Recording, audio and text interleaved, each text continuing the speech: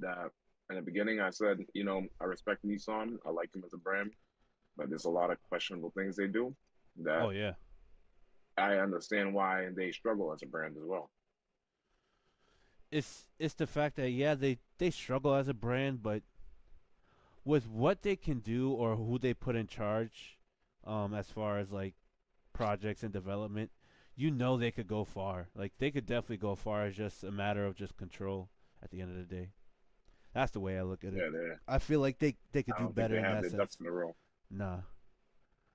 But getting into that, we are live. We are live live. Let's get it. Let's Live? get it. I'm Live. not live. I'm not live. I'm recording. You're It's just okay. recording. You're just recording.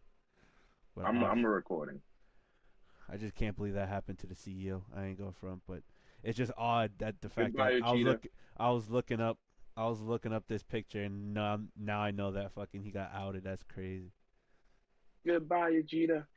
It was nice knowing you. Nah, come on. He was there since 2003. I know.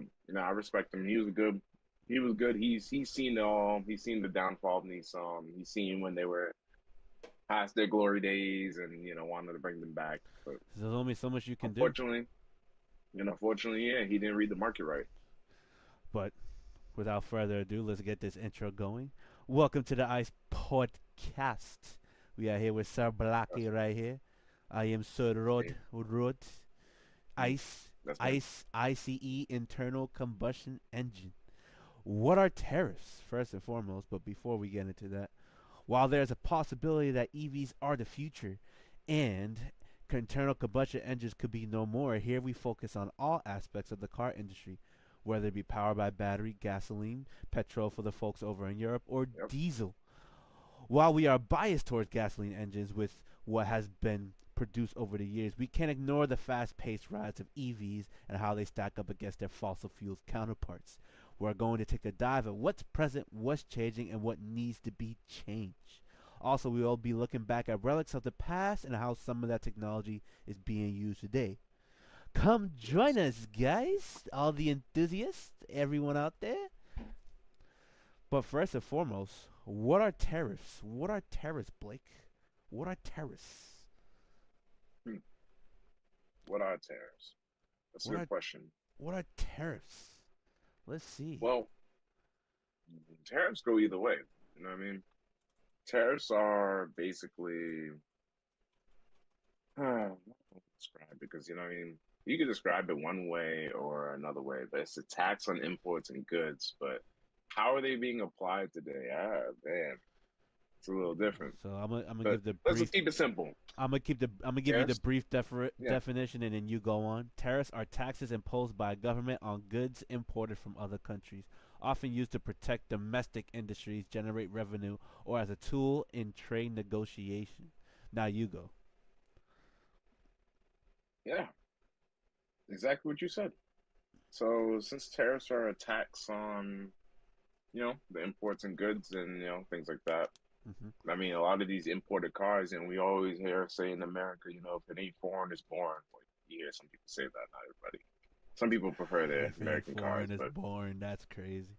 I never heard of that. but so these JDM cars, these German cars, everything's gonna start getting more expensive. Like parts, the car itself. I mean, unless they have a model that's built here in the US, like Honda said they're gonna build the Civic here in the US.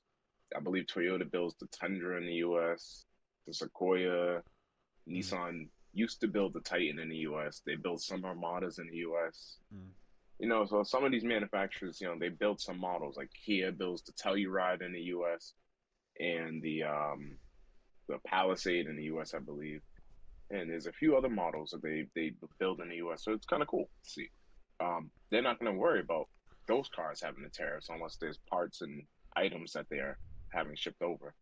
But that just means everything as a whole is going to get expensive. Like, just think of it, 25% is going to get added to every single part on that car if it's brought over in pieces. If the car is brought over as one unit, okay, that was a 25% tariff the whole thing.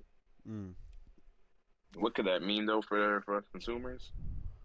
your beloved cars are going to get more expensive, unfortunately. Oh, of Just, course. just unfortunate. But But before we get into tariffs, let's focus on mhm, what's happening over at Nissan. Nissan CEO Blake brought this up that I just got wind of. It is out. Chief Executive Officer Makoto Uchida out on April mhm, 1st. In goes Ivan Espinoza. And for people who don't know who Ivan Espinoza looks like, I just had a picture of him. There mhm, you are. There's that guy right there. It's crazy. He's been there since 2003. So he was there after the end of the R34, which was the whole Skyline, Infinity G35 era, the mhm. Ultima CVT era, the the Yep, Maxima, the the um, plastic era, hard the plastic plastic. era, the Pathfinder, the Frontier, the Titan era, just all the V8 especially, like the not like the rise of the V8, but just the development of it because it was the VK45, then transitioned to the VK56. He was part of an interesting era of Nissan where they just had ups and downs because like they did have ups as far as technological advancement, but they had downs as far as reliability, brand reputation, Mhm, the whole Carlos Tavares situation. You know, like they just had like it just up and down. I'm like, yeah, it's like they had the Maxima and Ultima, which was their down, but then they had the Titan. You know, and then they had the QX80. You know, they had they created the powerhouse V8s. Then it was then not then, but they also have the likes of the bringing back the GTR to its actual glory with the base bench of the VQ motors and the 35s and the 350s and the 370s and the 37s. So it's very interesting to see that he's been part of that brand's history. It's just a bunch of ups and a bunch of downs, and then it just there's no like, oh, we started down and then we worked our way up. It was just up, down, up, down, up, down. So it's interesting to see. yeah. But Well, I wonder why he's stepping out though. That I don't know. I don't see a lot of news of it here. What do you think? Why is he out? Do you know why he's out? well, he's out because the shareholders are not liking um, you know, what's going on. Oh, because of the So failed Honda merger. exactly. To them, they feel like hey, you should have just merged. Him, he let's just say this. He did not want to see Nissan as a subsidiary or a lesser brand than Honda. Because and I understand that. I can understand that just from the passion. He loves representing Nissan. Cheetah was definitely big on Nissan, and I know Espinosa will be as well. But but he could not bring himself to sign a deal that would have made Nissan a sub company to Honda, and rightfully so. I'm not knocking any Honda products, Acura products. They make some nice products today, but I'm sorry. I would prefer the Nissan quality over the Honda quality. Honda In does have that better sense, really? reliability, but if you give me a Nissan interior for a Honda interior, I'm most likely going to take the Nissan interior just because Really? I would pick the Honda to be honest. Although yeah, it's basic. that's It's tried and true, and it just works well. No cracks. today's today's Hondas. I mean, they have really nice interiors. Like, and I really should say, I'm really comparing it to the glory days of Nissan, like 2003 or I'm not gonna say glory days, but that 90s 2000 era where you would see a Nissan everywhere or an Infinity everywhere, Mm-hmm. and you've seen Acuras and Hondas everywhere, but they really didn't hold too much to it. Like, I mean, the TSX had a nice interior, the TLs had a nice interior, the second gen TLs, I can't. They were nice, but they weren't as, how do I call it, iconic as the first generation. At least Nissan had the Q50s, G37s, G35s. They improved on it. You know what I mean? They became what they were. Then you had the GTR. Yeah. Acura came out with a NSX, and it was a little bit different than what it We should all have been. know But who that's all. won that hype debate. Yeah. So like, but the background's all big. I mean, Honda makes some nice cars. Nissan just has some bad quality, bad reliability issues, things Mm. that shouldn't break brakes. Um, and Toyota's Toyota. Toyota's their own in their own category when it comes to reliability. Oh, for You know what I sure. mean? They set the bar So high. yeah. So I mean, Nissan. Hopefully they can turn it around. Like I said, to me personally, I know the SUVs probably is the only reason why they even have been existing.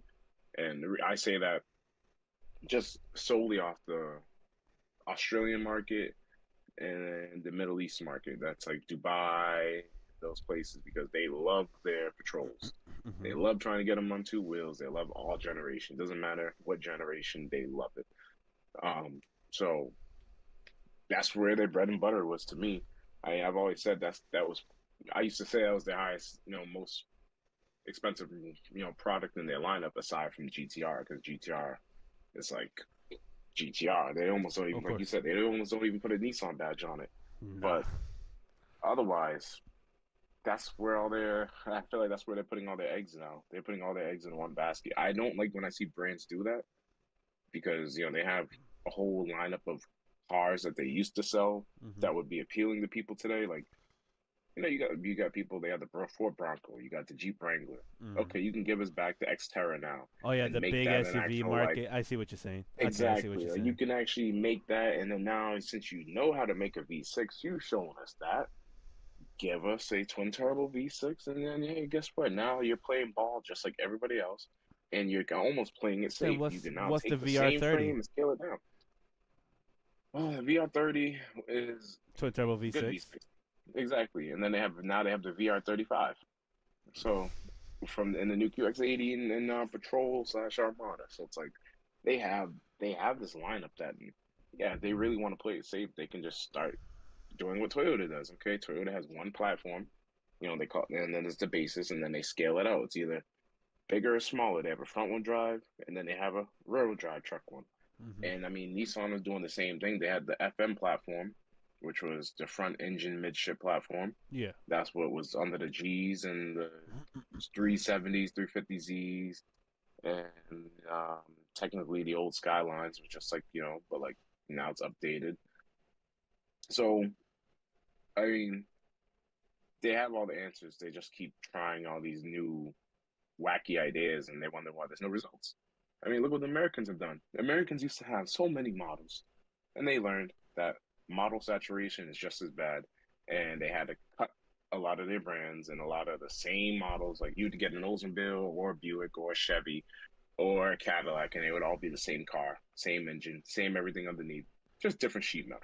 Yeah. The only thing I guess that annoyed me about that was, I mean, it makes sense that they're using their same engines, but at least do what Toyota or BMW or other Mm-hmm. other manufacturers did, and at least like change the displacement, change this, change that. Like there's a 2GR, 3GR, 4GR, 5GR, V6 Yeah, motor from Toyota, and it's like they're all yeah, using vastly relatively, and different they're things. relatively similar. Yes, they're Relatively relatively similar. similar, Yeah, but they're you can different use design, similar parts. different displacement, different Yeah, head architecture. It's a lot of different things, but it is similar. Yes.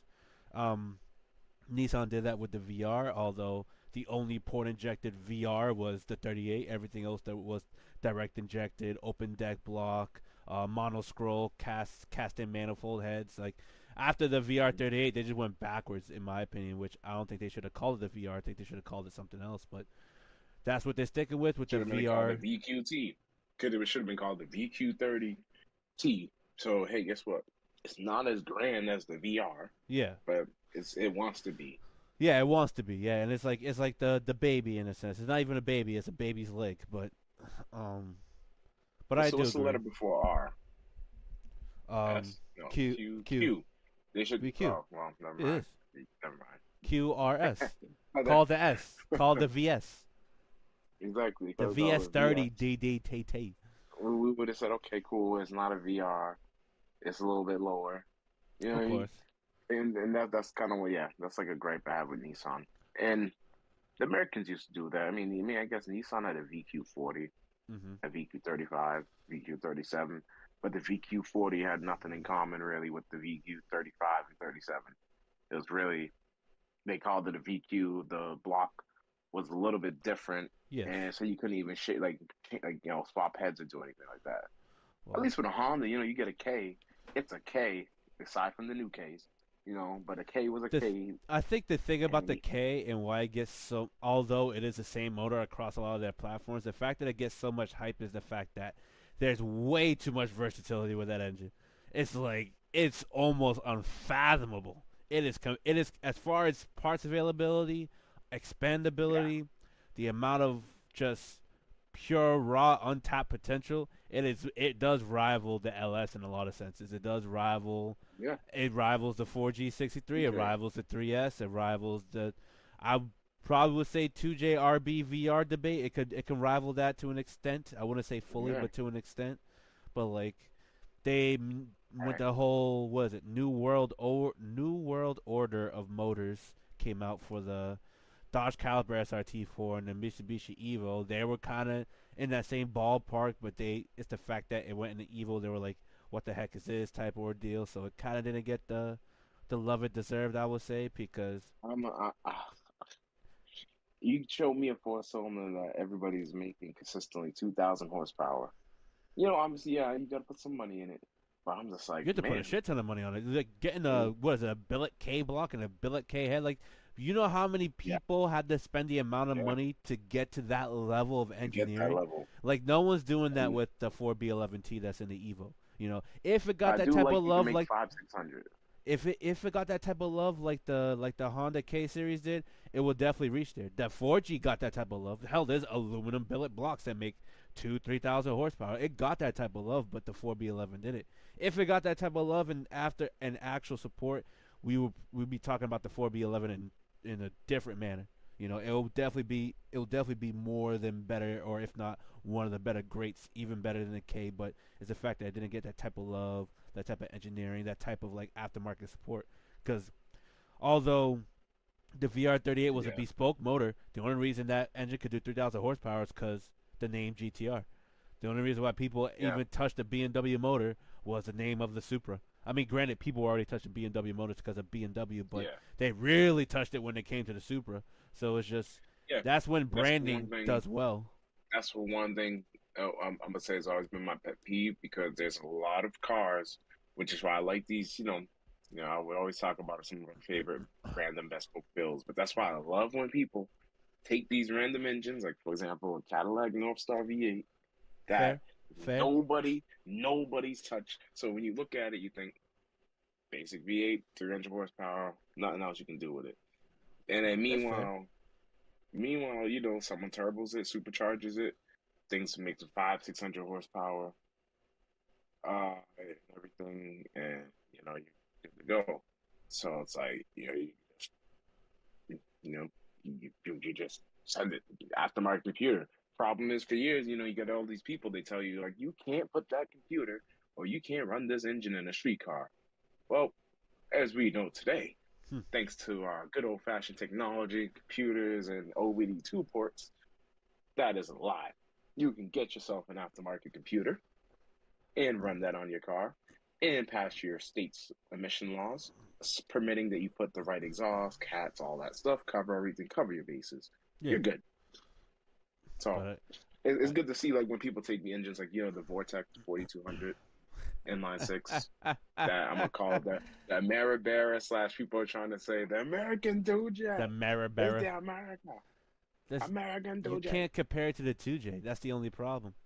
I feel like a I lot know of you can't. times before I talk about how he already had one foot out before Uchida had one foot out the door a week ago. Before I get into that, Toyota sets a lot of standards without knowing, without even like when the LS400 first came out in 1989, they set the standard of affordable luxury cars, and that car is luxurious when it came out. And the fact that you got it for a third, if not a fourth of the price of like a Mercedes S600 SEC or the BMW 750 Li, whatever it may be, it set the standard of what luxury vehicles should be. Same thing how they overbuilt the 3S and all the other engines, the 2J especially. The 1J was not really overbuilt, but it was the stepping stone into that. Like they overbuilt that. Now we see 3,000 horsepower. Like we see the 2J reliability, Yeah, the Toyota you reliability see it on the always regular. comes with that. You see the huge amount of power potential to the point where everyone's like, "Oh, this is the German 2J. Oh, this is the American 2J. Oh, that is." And it's like again another comparable standard. And then we got the LFA. It was it's a what is it? It is a supercar in a sense for it does everything right, not a lot of things wrong. For the price that it's sold, it's ridiculous, and it set another standard for supercars. It just Toyota Yeah, undoubtedly, when they want to set a standard, they set a standard, and for some reason, it's a cheap standard. But it's like they're telling you, bro, we lost money on this, but we're gonna show you how to build this, and it's like they could build it once and never build it again. They set the standard, and it's just crazy because when the LFA came out, the GTR came out. Granted, the GTR is a sports car, and it did what it had to do, and it that set the standard for sports cars. The LFA set the standard for supercars.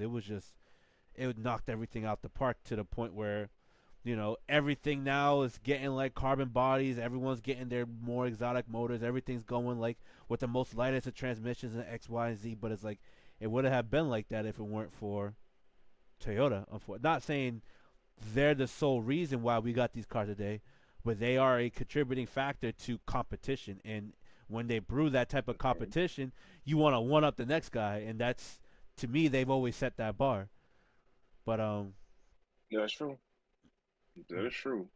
it's just crazy, and I do like that. I They've like set the bar high. They set the standards, and they never realize they know what they're doing. But people are like, hey, that's now the new standard. Like, who doesn't want a V8 that you can bounce off the rev limiter all day? Now that's the standard for V8s. Like, you know what I mean? Like it's you crazy. see It's people crazy how that overseas, changed. they're like spit flames out the exhaust. So now people make the LSs or whatever other cars do it now.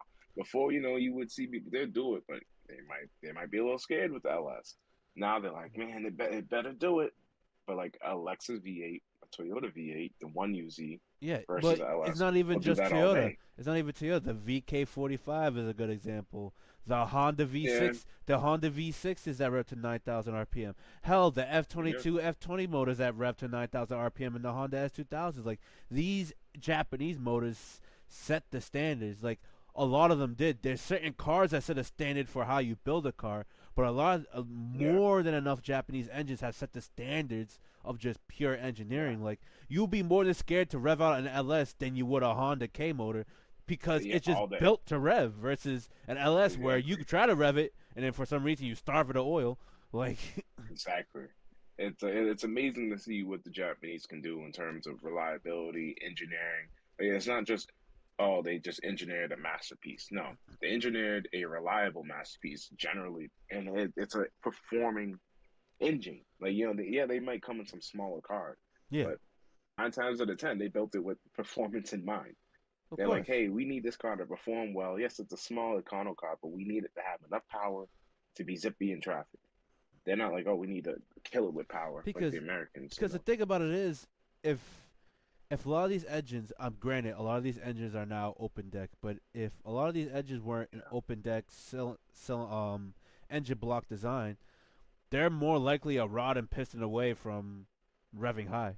If not, they're just rods away, connecting rods away from just revving high because these pistons are now overbuilt like crazy. So they're yeah, rods away from just revving to the moon. It's just amazing, and it's not just four cylinders, but also V8s, things with more parts they could just rev, and yeah, it's crazy because the yeah, Japanese were always doing it first. Like the yeah. two They've Js and the always the RBs always overbuilt. rev to 9,000. Those were built in what 1987? Crazy. Yeah, yeah, and that's just what they did. And it's just amazing to see. Like, yeah, you take some parts, swap a couple things, and it's like, yeah, back in the day, people, Americans would say like, yeah, you take the V8, swap the cams, boom, now you open it up. Well, in the Japanese car, is there really much you really got to touch other than really just opening up the computer sometimes? A lot of times, yeah, and even then, if you wanted like certain parts to rev high, that's when you start cracking open a block. But even then, you're a turbo and a tune away from hearing that thing go. Hmm. So, And it's gonna be happy. oh yeah, for sure, it's just amazing. But fucking, Yeah. I guess a week ago he had a foot out the door after the whole, like you said, you actually called it the subsidiary company style, thing, subsidiary Hmm. company deal. So I guess there Yeah, was already rumors that his foot was out the door, and now you're telling me he's completely out the door, and I'm just finding this out. Wow, my apologies, guys. That's crazy. he said, "I'm not watching my company or this company become a subsidiary to Honda, but shareholders care about one thing, and that's shares. And like you said, as Nissan stocks fall, and as these shareholders watch their money shrink and dwindle, they're Mm. not going to be happy. Yeah, Carlos Ghosn, the older CEO that went on a fugitive escape. We Yep. all know what happened there. It's just crazy.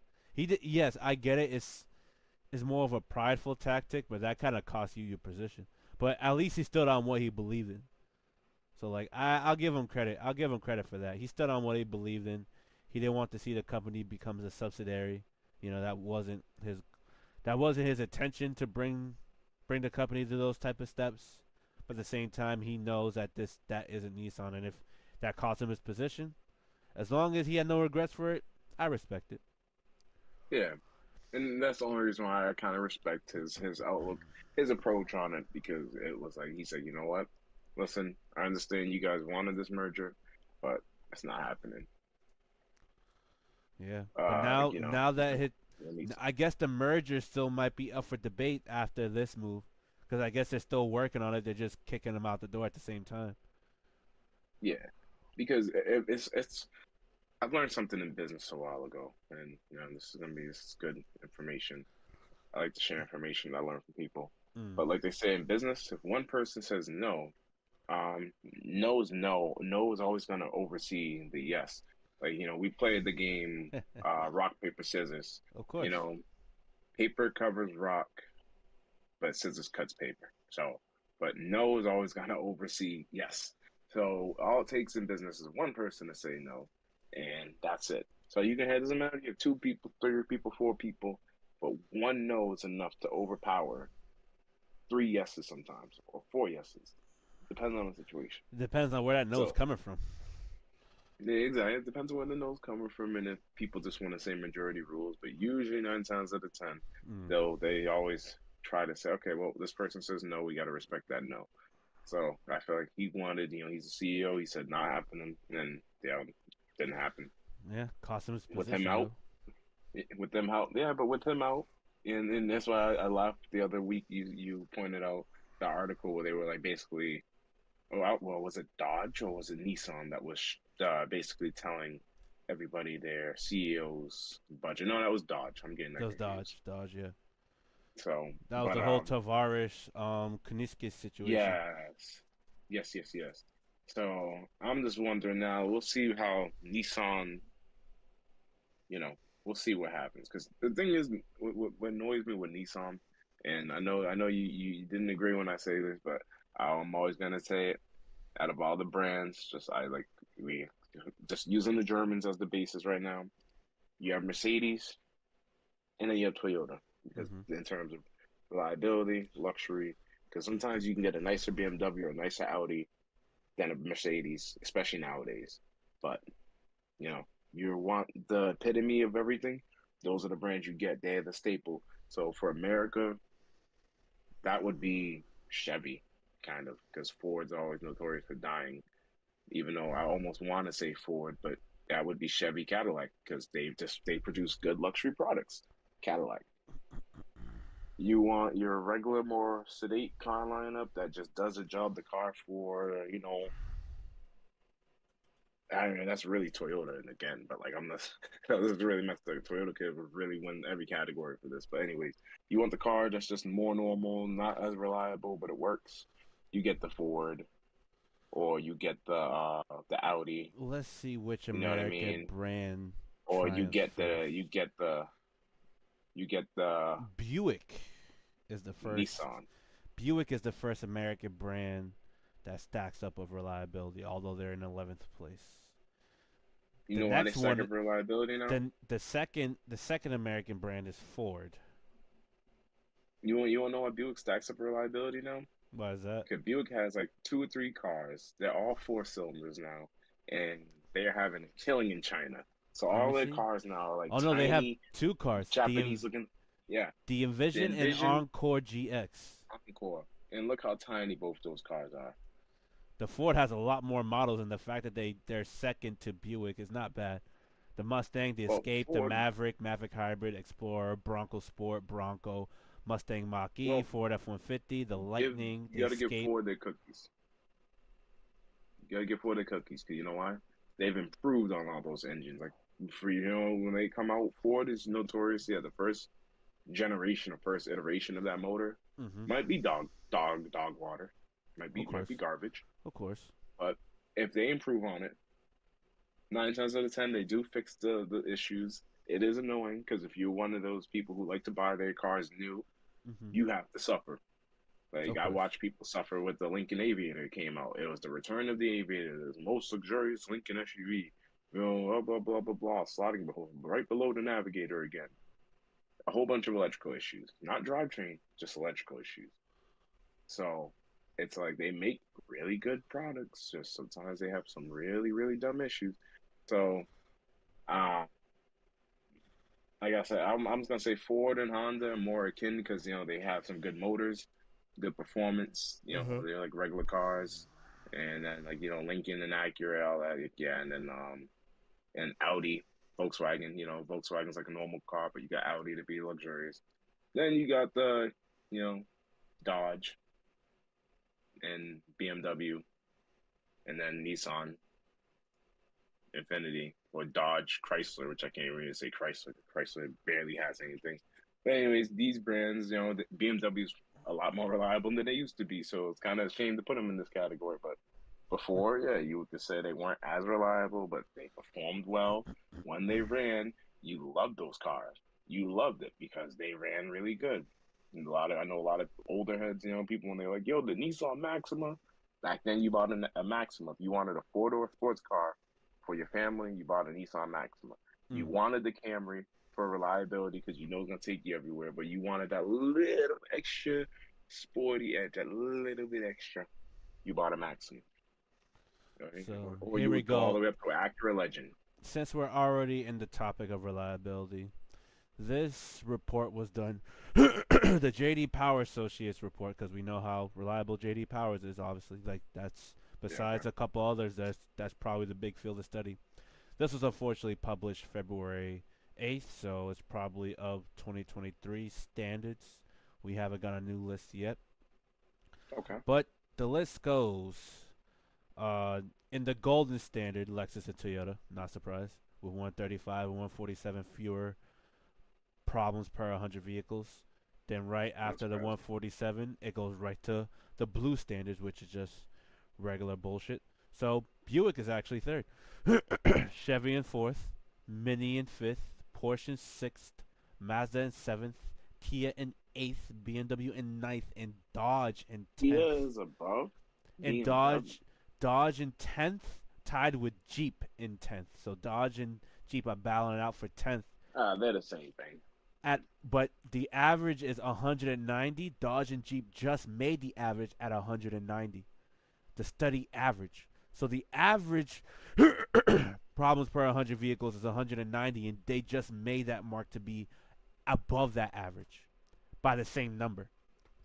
I can see the Jeeps having a lot more issues than the Dodges because they keep changing their electronics and their little Well, systems, the e-torque understandably motors so. and all that stuff. Understandably so, but they rank the same with. Actually, I lied. They rank the same with BMW. So BMW, Dodge, and Jeep are tied for ninth. Actually, I lied.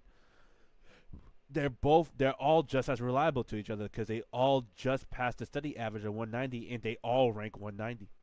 You want to know the issue with all of those brands right there? They all BMW, have Dodge, and dumb. Jeep. There you are. There you are. You said trannies. They have reliable trannies but dumb computer issues. Yep, but the good thing is it makes transmission swaps around the world possible because Mm. all those cars come with the best transmission. And I'm thinking about put one of those in the Infinity and calling it a day and not having any more issues. What was I gonna say? I'm just surprised. You know what I'm surprised at? Chevrolet, and Mini, the company's crashing. That's crazy. Let me crank the fans up. I probably gotta put more new thermal paste on my CPU. Too many tabs are open.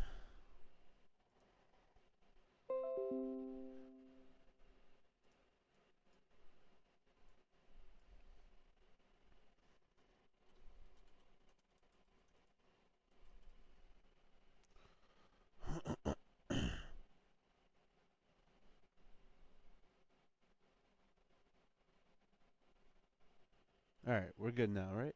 All right, word, cool. I don't know what's going on. Yep. 61. Yep. No drop frames. Yep. Probably gotta update my computer after. I haven't updated in a little bit. That's probably what's going on.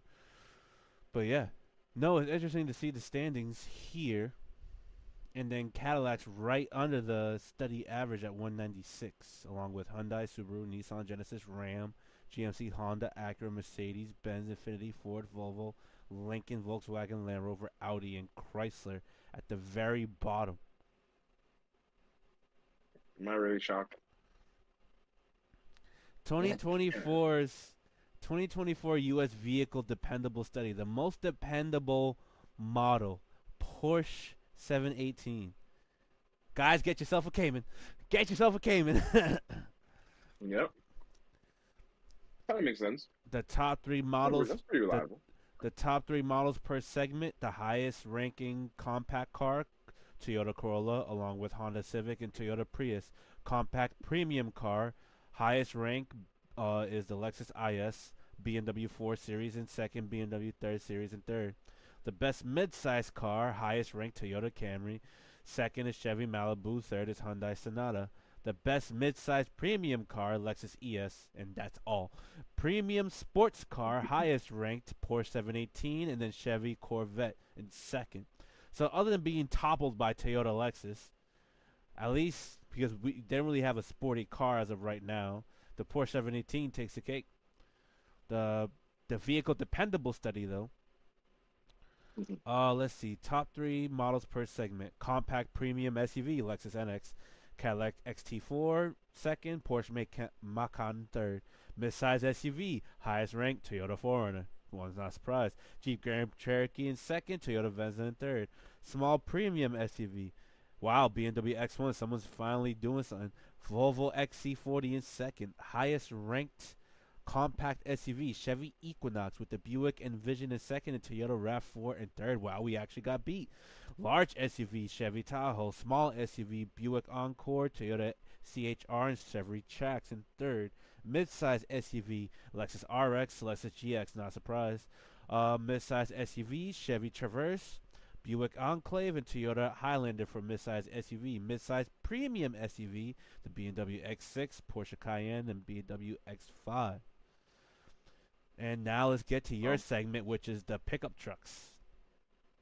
Top three Hmm. models: heavy duty, Ford Super Duty, highest ranked; GMC Sierra HD in second; Silverado HD in third. Light duty pickup truck, highest ranked Toyota Tundra, not surprised; GMC Sierra, Chevy Silverado, Ram 1500 in fourth. Midsize pickup, highest ranked Toyota Tacoma, not surprised; Chevy's Colorado and Ford Ranger. Minivan, highest ranked Kia Sedona, beating the Toyota Sienna in second and Honda Odyssey in third. Wow. Toyota just fucking swept JD Power Associates dependability study. But I mean, like again, I'm not surprised. They just they know what they're Not doing. surprised. They know what they're doing. But Not I surprised. It's never Toyota. Toyota looks reliable. I What never do you know? thought the most dependable model would be a Porsche 718. That got me. Mm, Especially since it's in its own premium sports car segment of it. Highest ranked is a 718, beating the Chevy Corvette. yeah, not much to go wrong on that car. No, not at all.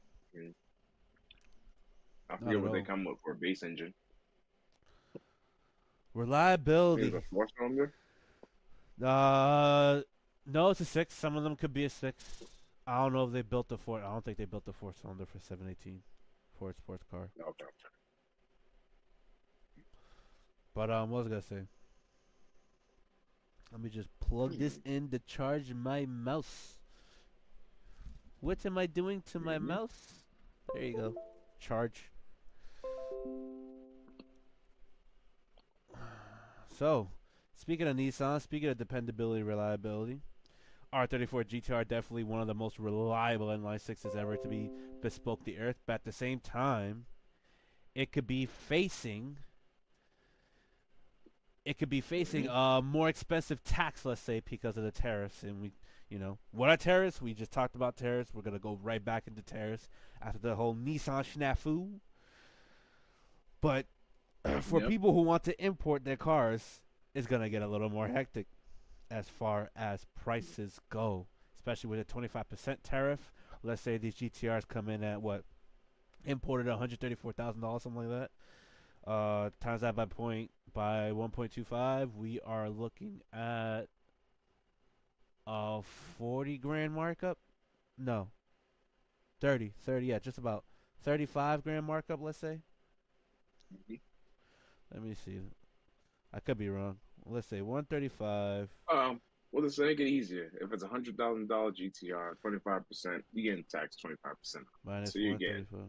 25,000. So So that's it's a gonna be 30, $100,000, 25%. 33, a little around $34,000 markup just in tariffs. Yeah. That's gonna be wild to see, along with other cars. Hmm. And only the trucks.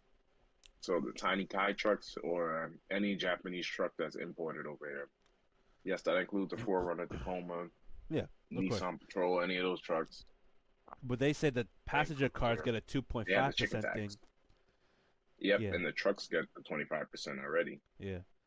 But that's not gonna stop people So, from I import cars. They're gonna hike up the prices even more. It's just blame it on tariffs because we know what happened when the whole gas thing happened. How gas prices went up. Oh, it's the Russians. They're charging us more for gas. Blah blah blah blah. When it's all bullshit.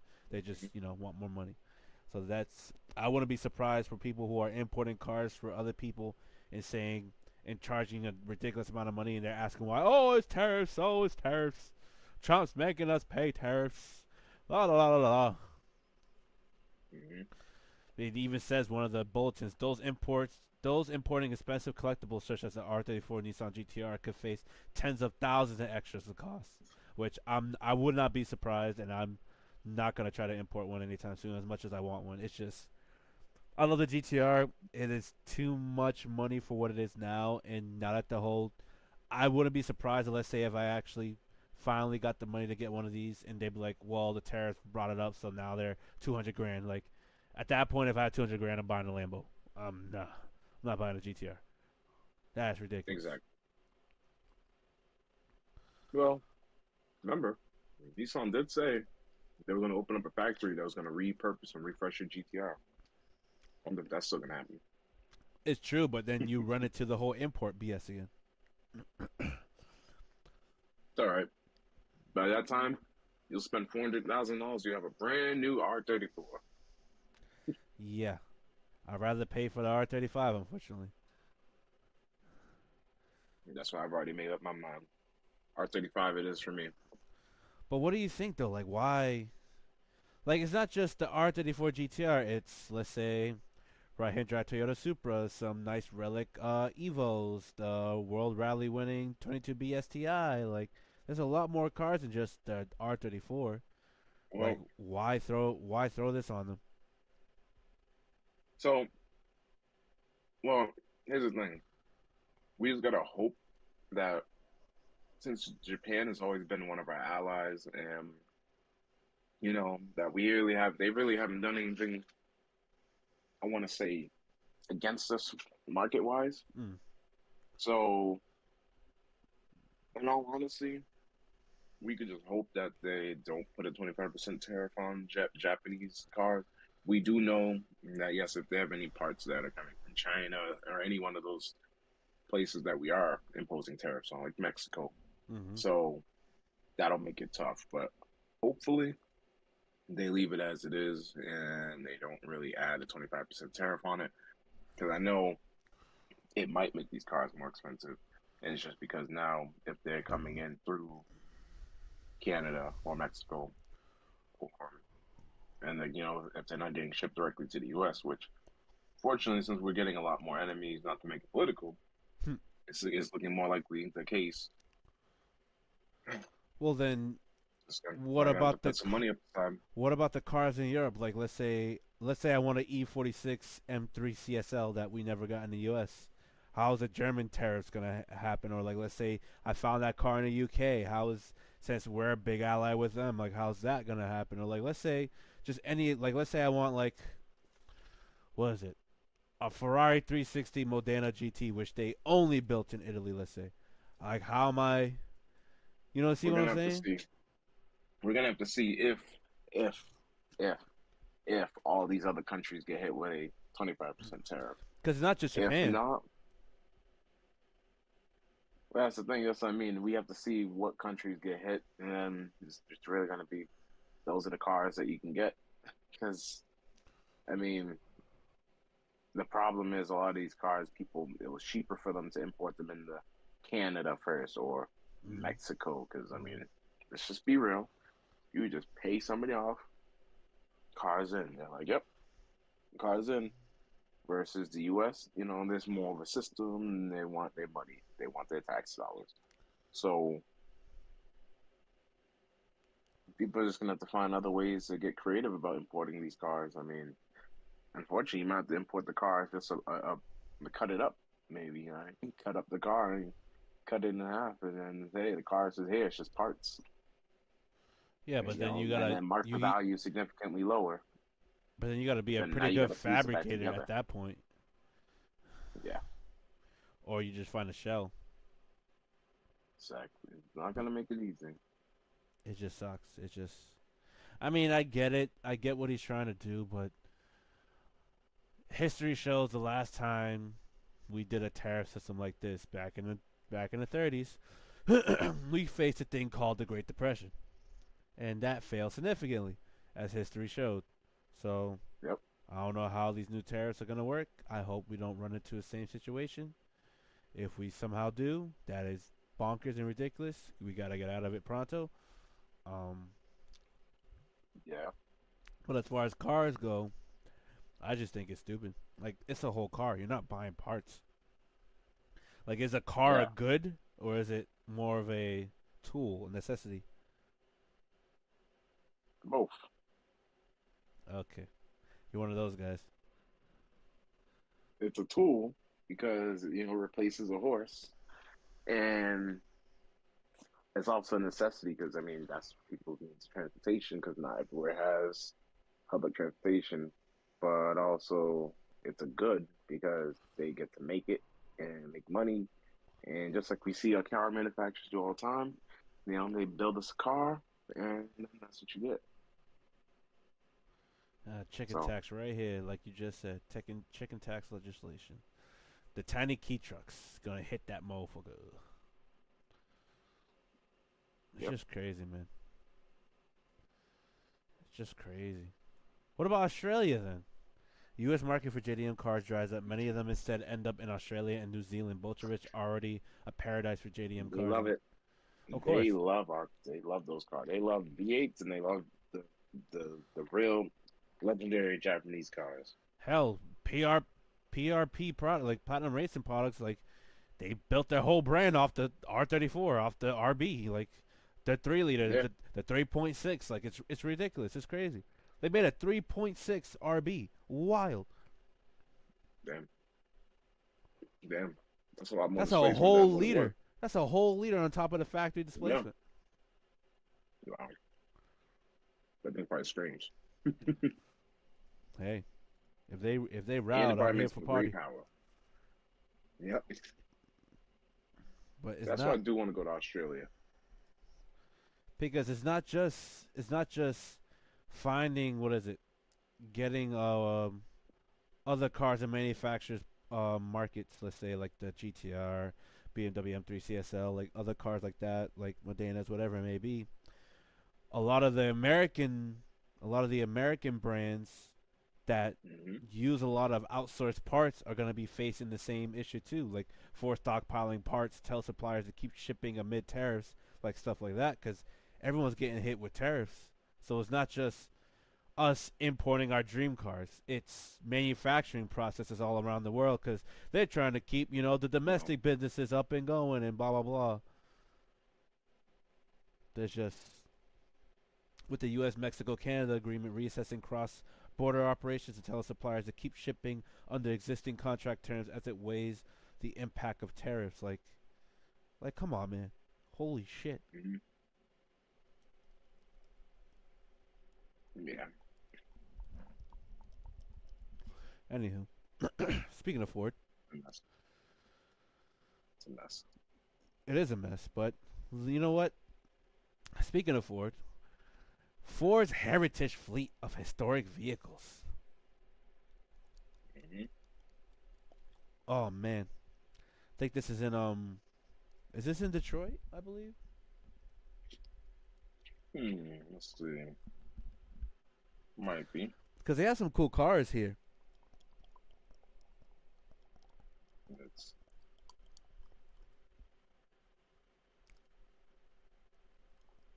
Oh, definitely might be. it's in England Uh, it's by in the Heritage England. and Innovation Center in Daventry in the UK. But Okay. they got some cool relics here though. You see the V10 Mustang. Remember that was a concept Yep.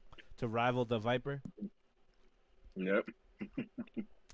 5.8 liters, 94 millimeter bore. We got that. The Popped Ford off two Airstream cylinders and concept. attached them on the other.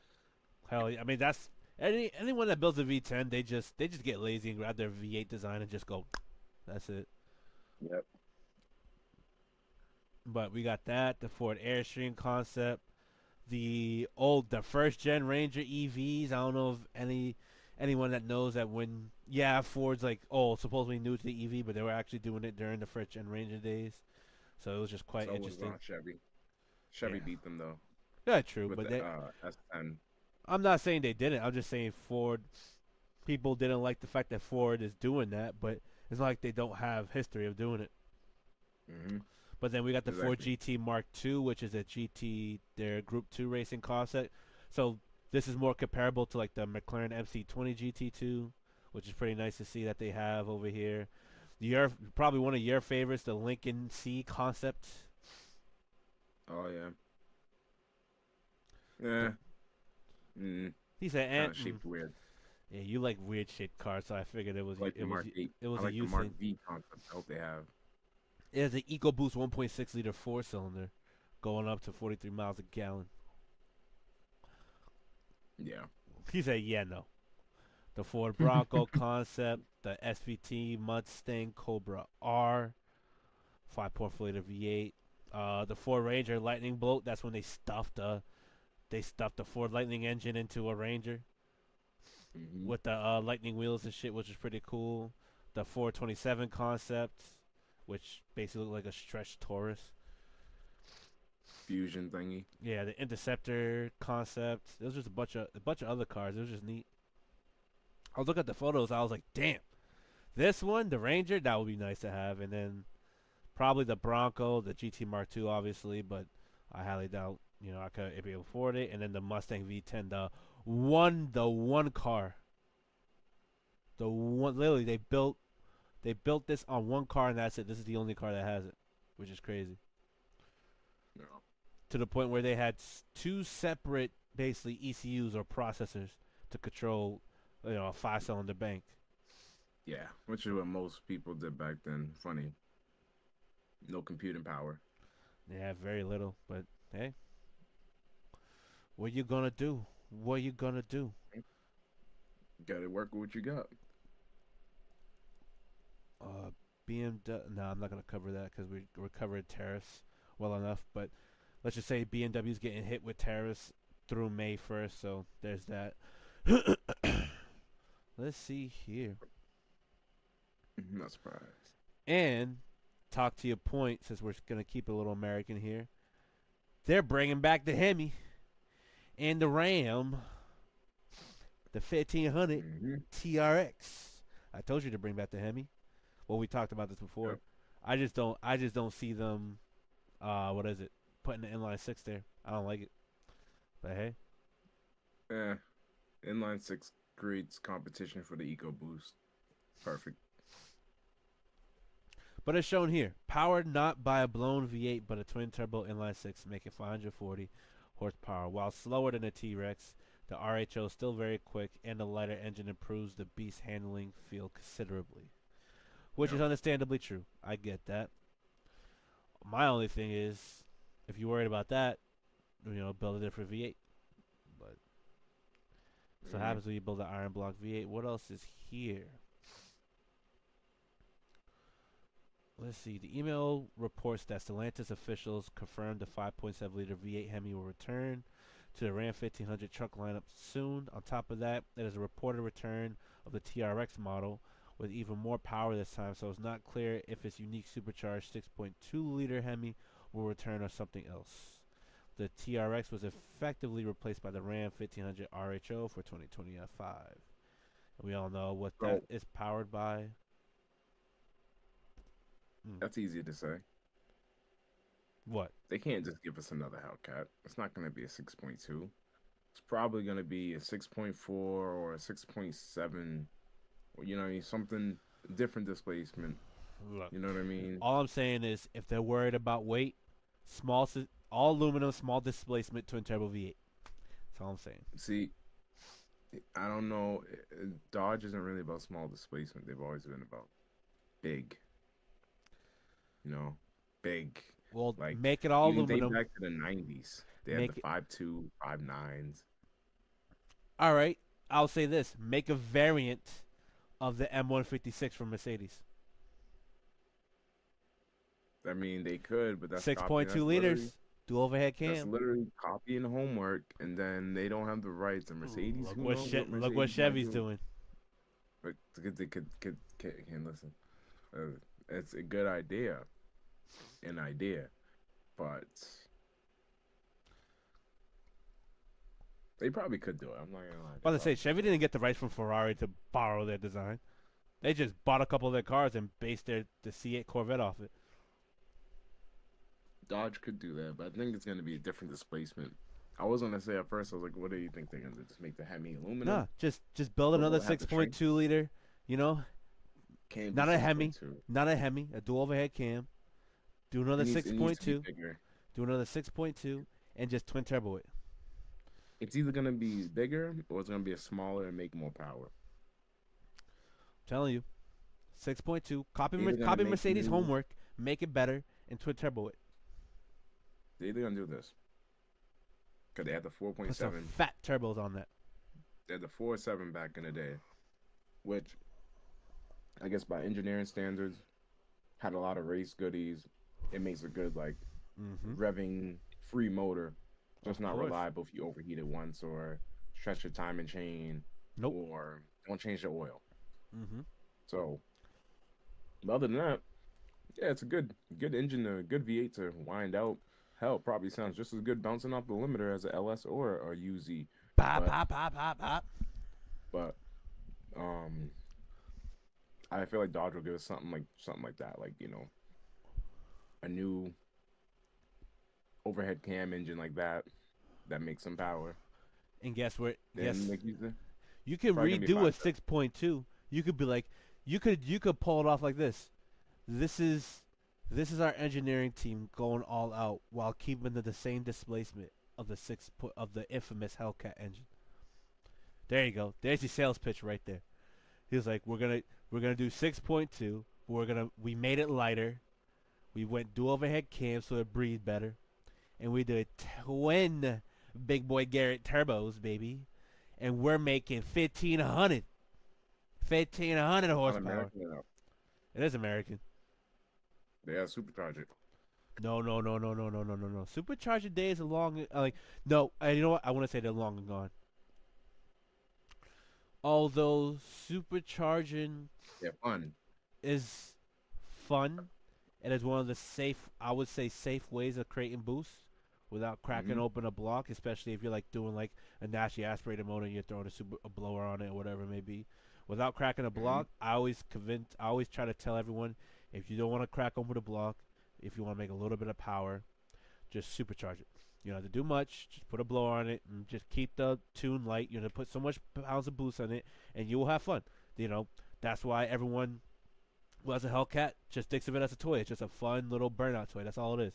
Doesn't do Mm-hmm. strike and track well. It doesn't drag pretty decent, but you know, it's built to be like literally a toy. All I'm saying is, all right. All I'm saying is, all Mm-hmm. I'm saying is, it's more efficient to go turbocharging than supercharging. Agreed. Agreed. Now, if Dodge was to do it, And they they're are gonna have to call me. and they're already doing a turbo inline 6. They're trying to compete in that aspect of the market. Might as well throw those two turbos on two banks of 4 cylinders. That's all I'm saying. So, fortunately, I'm in a lot of Dodge forums, and I'm gonna tell you, I know it's not gonna be a different engine, but I do know production for the superchargers have kicked up. They're ramped up. So, How so? yep. So, in one of the Dodge groups I'm in on Facebook, like a Hemi building co. Um, essentially, as of right now, they're ramping up production on just the Hellcat superchargers. Hmm. They have not started building a block or engine yet, Really? so they don't know if there's gonna be a reworked, revamped block or new engine. But know the superchargers are coming back. I think they should ditch it. I Yeah, think I think you're right. They I should think ditch the this. supercharger. I think that they've killed the supercharge era. They killed it.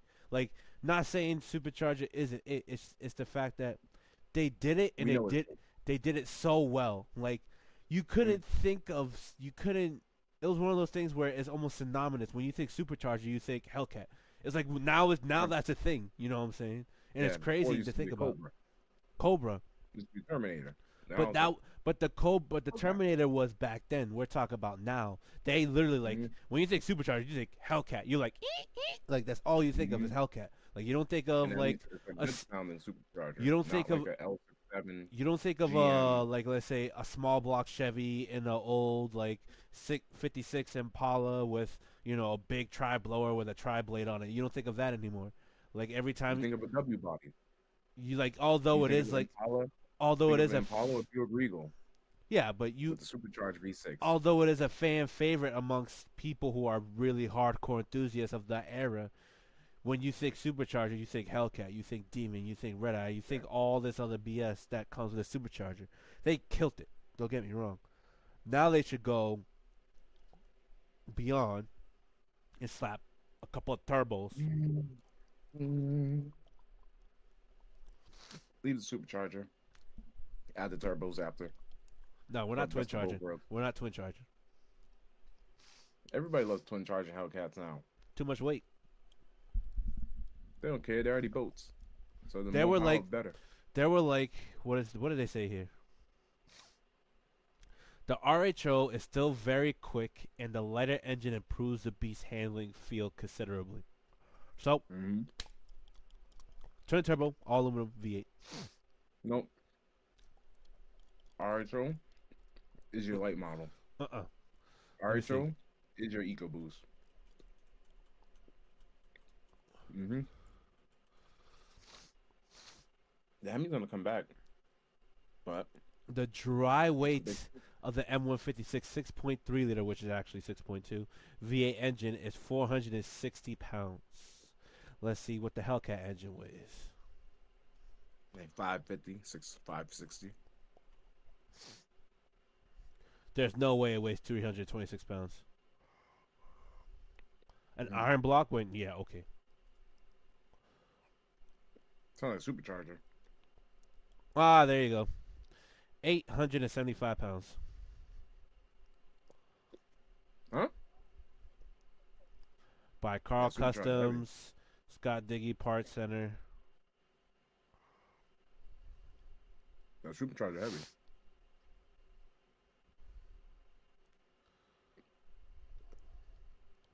Full dress 6'4", weighs 582 pounds. 6.2 obviously weighs a little more. So yeah, that's definitely because it's a full iron block with aluminum heads. with a big blower and all these other accessories. I expect that. This whole 326 pound bullshit, they just lying out of their ass. Yeah. Yep. So you weigh less than half the, and it's 6.2 liters, naturally aspirated, but it's half the weight. All I'm saying is make another one and slap a couple turbos on it. That's all I'm saying. Wait, wait. But that 6.2 is also aluminum, right? All aluminum, yes. That that's right. Wasn't aluminum. Add extra 150, 200 pounds. But Give us what Mercedes didn't. Give us a boosted 6.2. mm, all right. Let's see. I think Dodge is gonna make um the block aluminum For sure. because They the have to. 392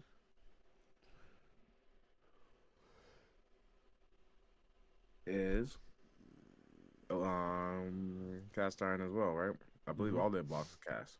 All their engines are cast iron, besides the V6 Yeah. and 4 cylinders. The which ones? They're the only thing that's cast iron is the V8, the short block. No. Mm. So the Yeah. 4.6, the 5.7, the 5.9 Magnum, the 6.4, the 6.1. I remember because I lifted that motor. That thing was fucking heavy. Um, and the 6.2 supercharged. They're all iron blocks. Every single V8 came out of Dodge was an iron block. Yeah.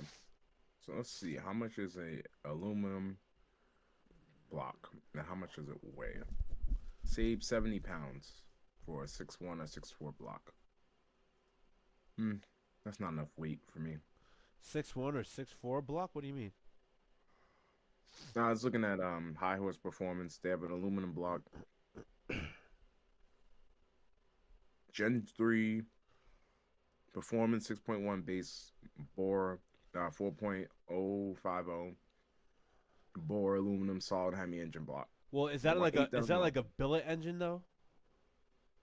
Um, If that's a billet I don't engine, think you it's, can't count a billet engine. you know what? I'm gonna send it to you. Nope, nope. Block materials aluminum 356 aluminum alloy. That's billet. They did a billet block. Yeah, you can't count a billet block because it's Oh, just they just billet technically aluminum, huh? no. It's the actual process of what is machined. Hey, I'll send it to you. It doesn't. Does this look like billet to you? I don't know. Let me I'll see. send it.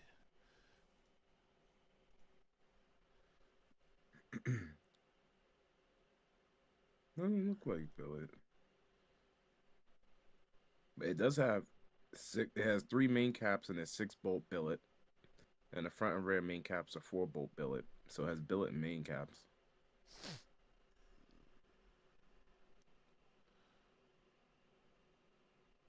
Sleeves are replaceable. Is that really cast?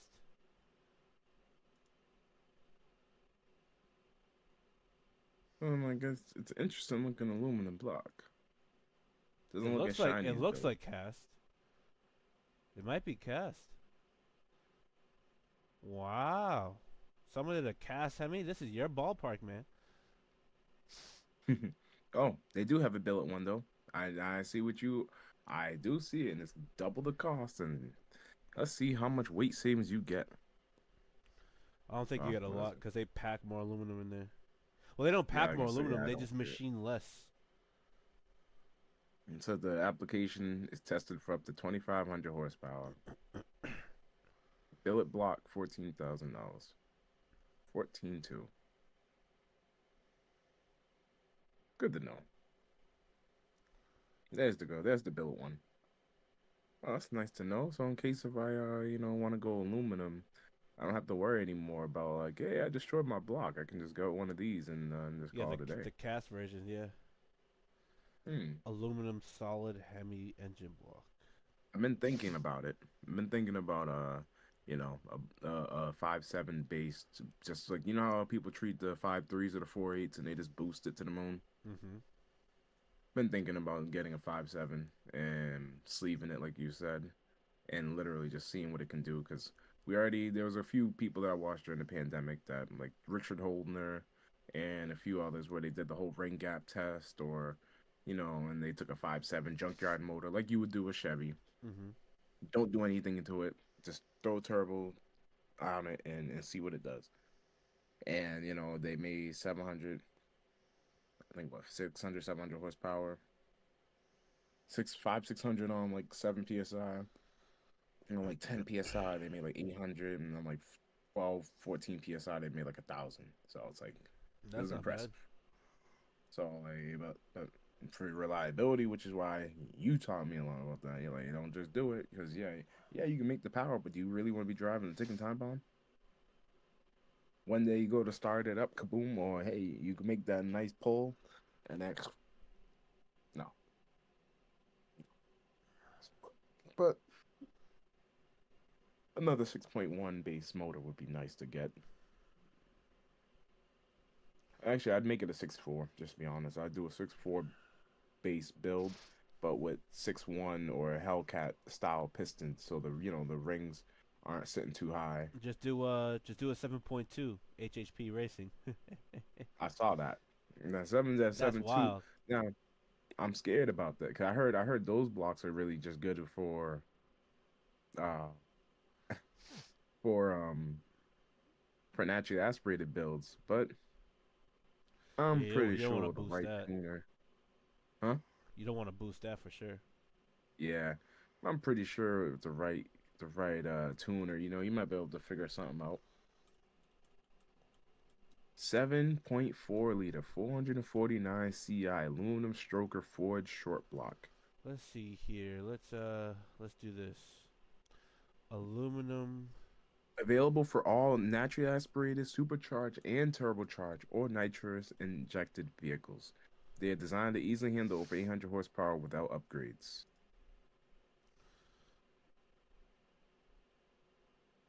Low compression strokers built for 20 psi, or yeah, so you can actually build it for a low compression, so you can actually boost it.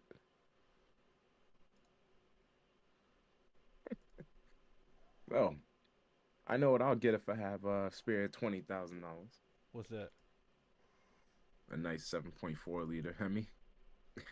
I rather get I rather get this like a small block Ford, dude. You get a whole what is it block for 995 dollars, rebuilt, brand new. But is that the new five? That looks like the old No, five the oh. like Oh if you yeah, had like a oh, Fox body, it's pretty that's not cheap. bad at all. I mean, that's pretty cheap, but then it makes sense for how cheap it is because I remember reading like yeah, like all these older Chevys and Dodge motors and Ford Mm-hmm. motors, those V8s. I mean, they're relative. I'm not gonna say they were simple in design. They had some nice engineering at the time, but compared to definitely compared to today's engines, not as much going on. A little more simpler, but proven and probably not hard. Yeah, like this right here. I know this is gonna be expensive because I think I remember what the Fords where they would blow up. Oh no, they'd crack the block, crack Oh, it in for sure, half, making too much power. for sure. Not that they couldn't make the power. They made the power. It's just it would eat itself while making the power. That little 302 will make you the 800 horsepower, but it's gonna eat itself apart. It's gonna be like, hey, we did that pull. We did He's it. like, hey, we did it, but We did it. tick. Like knock, knock, knock, knock, knock. Like, we did it though. We won the race. That's all that matters. Obviously, we got First dart. on race day. Obviously, there's dart blocks. Yeah, which Dart would probably just from what I see people like you say brand recognition. I see people say nothing but good things about it. And the other day, actually, they posted something on their Facebook. They have a new Hemi block that they just came out with.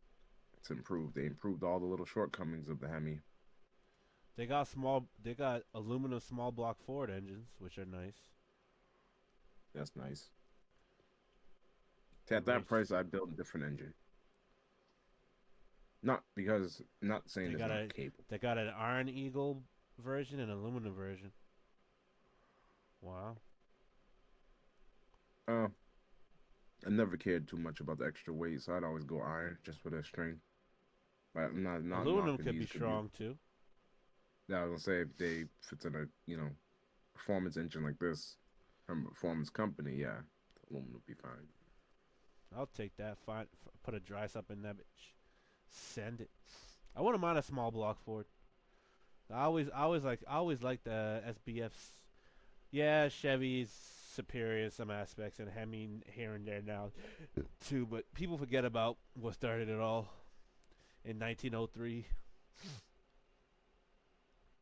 I'll take my Hemi. I'm gonna take a small block I'll take Ford. actually I'll take that little I'll five take liter the rev it to the Dodge. moon. I'll take the NASCAR engine from Dodge. That's what I'll take. You know what? I'll board this out to 7 liters. I'll do that, and I'll basically create a GT40 engine. I'll do that. How about That'd that? be a big Ford. Wait, what's the what is it? Five Ford modular engine. Let's see. What's the biggest they've gone? 5.8. All right. Let's see where we can find that. 3 valve, 4 valve, yada yada yada. The Coyote. Ford engineers needed to design a V8 specifically for the Mustang JT that will compete with the GM 6.2 liter LS3 used in the Chevy Camaro and the 6.4 liter Hemi in the Dodge Charger, Challenger, Chrysler 300, and Jeep Grand Cherokee. Yada yada yada. It shares the 4.6 liters, 100 millimeter bore spacing, and the 227 millimeter deck height. While the bore diameter and stroke have increased to 92.2 by 92.7. That's not big enough. So let's see. Let's Yeah, see. I think the Dodge. The Voodoo engine is a 94 millimeter bore by 93, not big enough. The 5.4 is a 90.2, but they upped the stroke. That's stupid. I don't want that engine. Where's the 5.8? The Trinity engine. What is this? Which benefits from the cylinder heads in the 4GT camshafts, piston cooled oil jets found in the 5 liter. Well, yep, da da da da. 9 liter, 9.0 to 1 compression. With a bore 93.5. So I might as well go with the 5.2 since it has a bigger bore. Mm-hmm. So let's see this.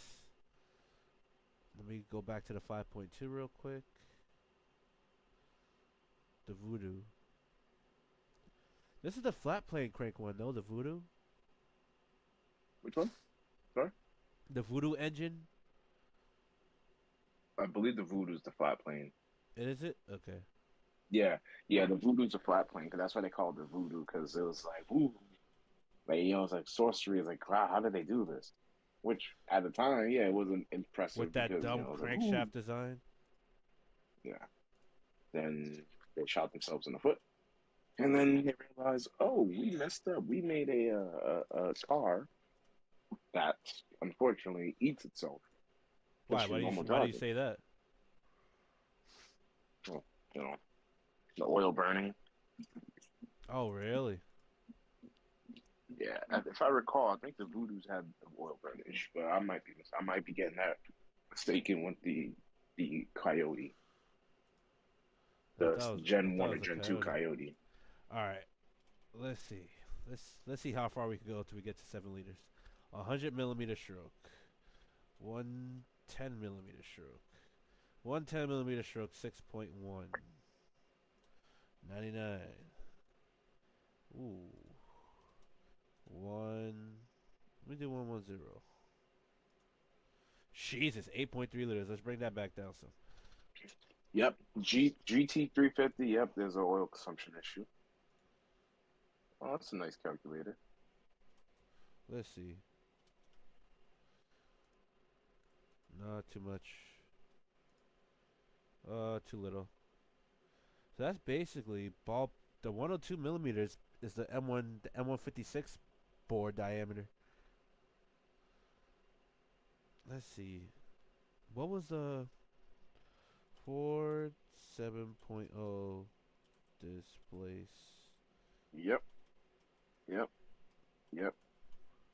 The Voodoo consumes oil, I'm not going Voodoo then. It depends on how it but consumes it's oil okay. then. You know why? You know why? And this is what they somebody broke it down to on the forum.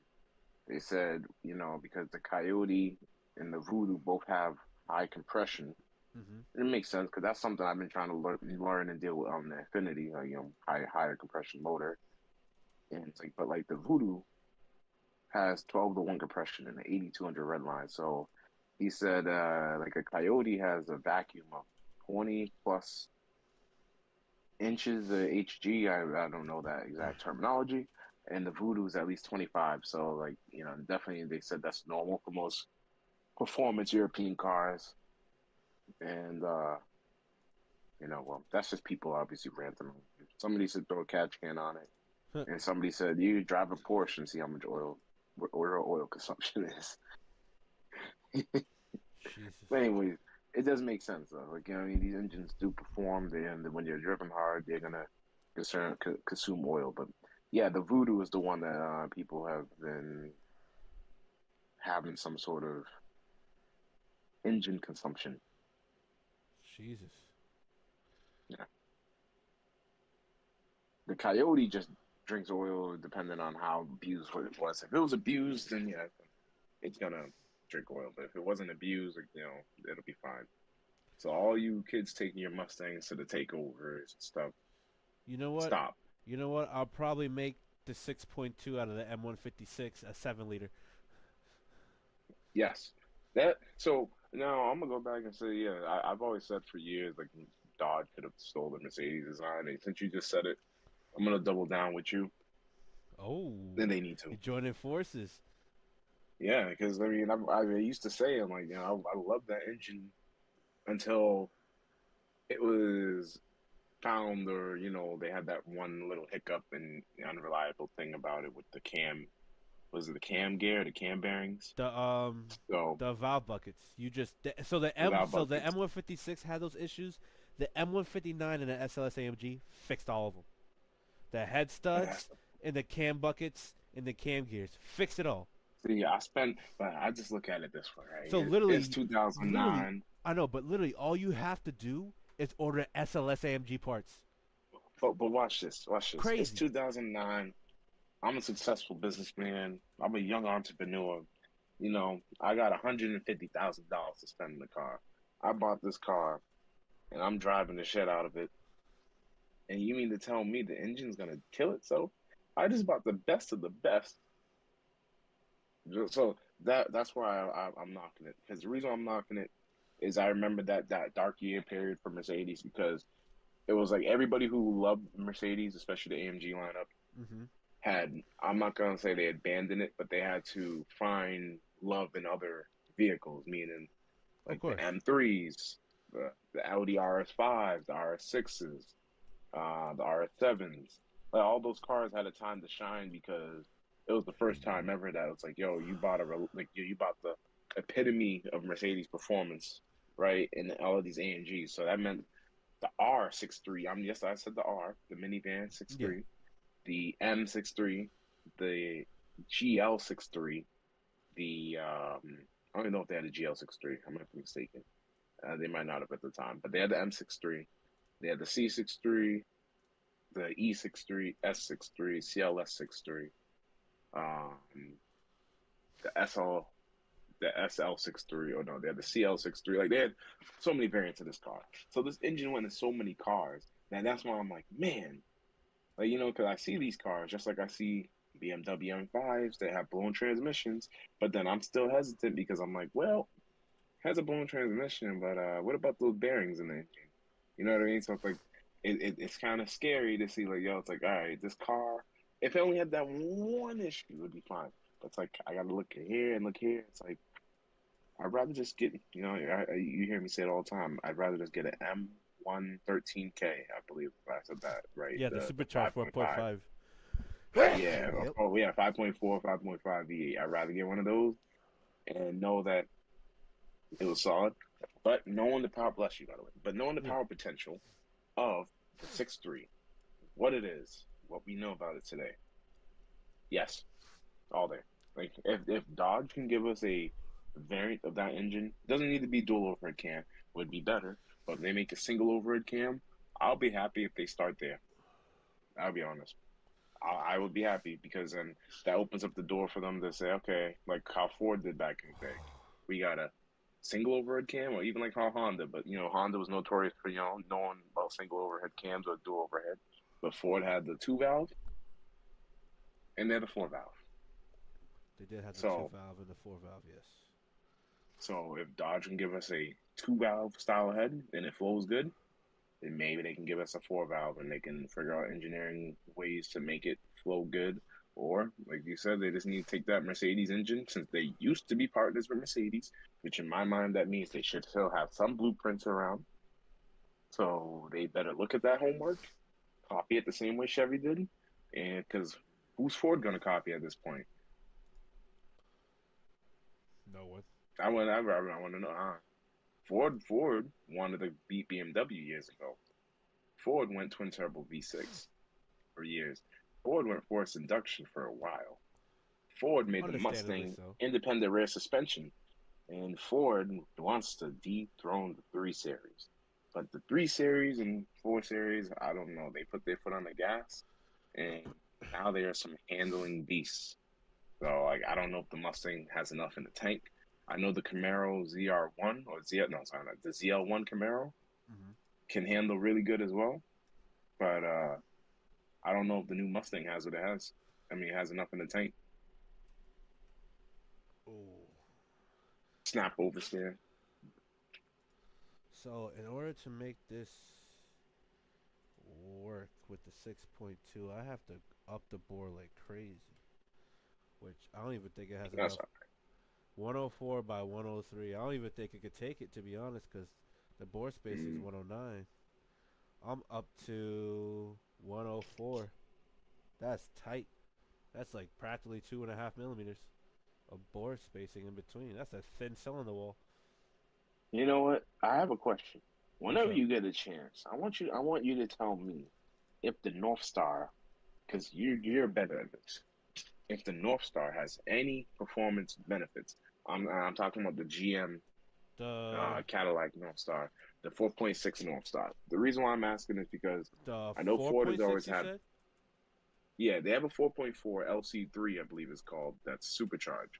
I know that one's better for building boosts and all that. Like, but I want to know how the Force Fix is, and then there also is a 4.0 that was even over. Well, it's basically GM's version of the Terminator, no? Besides the blower, or the Ford modular motor. Yeah, essentially, yes, essentially. So I would like to know if Well, how is they their cam have. design? Oh, the cam design's not bad. Actually, yeah. I don't like the finger follower setup, but other than that, the finger follower looks massive. But that won't limit it. That will not limit it to potential. But it looks. It's something I wouldn't mind tinkering with, to be honest. It looks very simple. The reason why I ask is because you can find Cadillacs because everybody's scared of them. Yeah, had gasket issues, and if you're gonna tear apart the Yeah, motor because anyways, they and you had put poor a new machining. gasket. Yeah, and also on top of that, let me just put this out there. GM put Dexcool in all their cars, which prematurely ate their 3100s, 3400 series, their all basically any car that had a head gasket Hmm. out of a different material that they were using. And if you didn't change the Dexcool and you just kept it in the car like most people do a lifetime, it would actually eventually start eating your head gasket Wasn't that when alive. they were saying, oh, this is like lifetime fluid, some bullshit like that? Yes, Well, they that's on came them out with then. it in the 80s, the 90s, and they literally created a product that destroyed all their cars. And so most people with those GM cars, if you have one, and if you Hmm. swapped it all out, chances are your car still runs. And if you had a Cadillac and you took out the deck school, chances are you didn't have head gasket failure. No, this isn't bad. This looks. I mean, like I said, I'm not a. As far as revving, I don't like hydraulic rocker arms, but Hmm. I would not be surprised if someone twin turbo this and made 1,000, just based off design alone. That's good to know because the reason why is But I don't. Now you got limitations with head flow. I don't know how the head flows like. The head flow look. These ports look tiny. they probably are tiny. They're stupid tiny. I'm looking at them right now. Let me just look up cylinder heads now. You got me a little intrigued. But Their intake ports but look they pretty massive. Their exhaust ports look like shit. they have a few different cylinder heads. I know that. Yeah, You have their you have intake ports look like the VR38s. They're nice and wide and tall. The exhaust ports look like shit though. They don't look all that well. I will say that they probably need exhaust work. Now, I Now, how said there big is the was a exhaust variant. valve actually? Now that you got me interested now for some odd reason. I think Let me they were check this that out. big.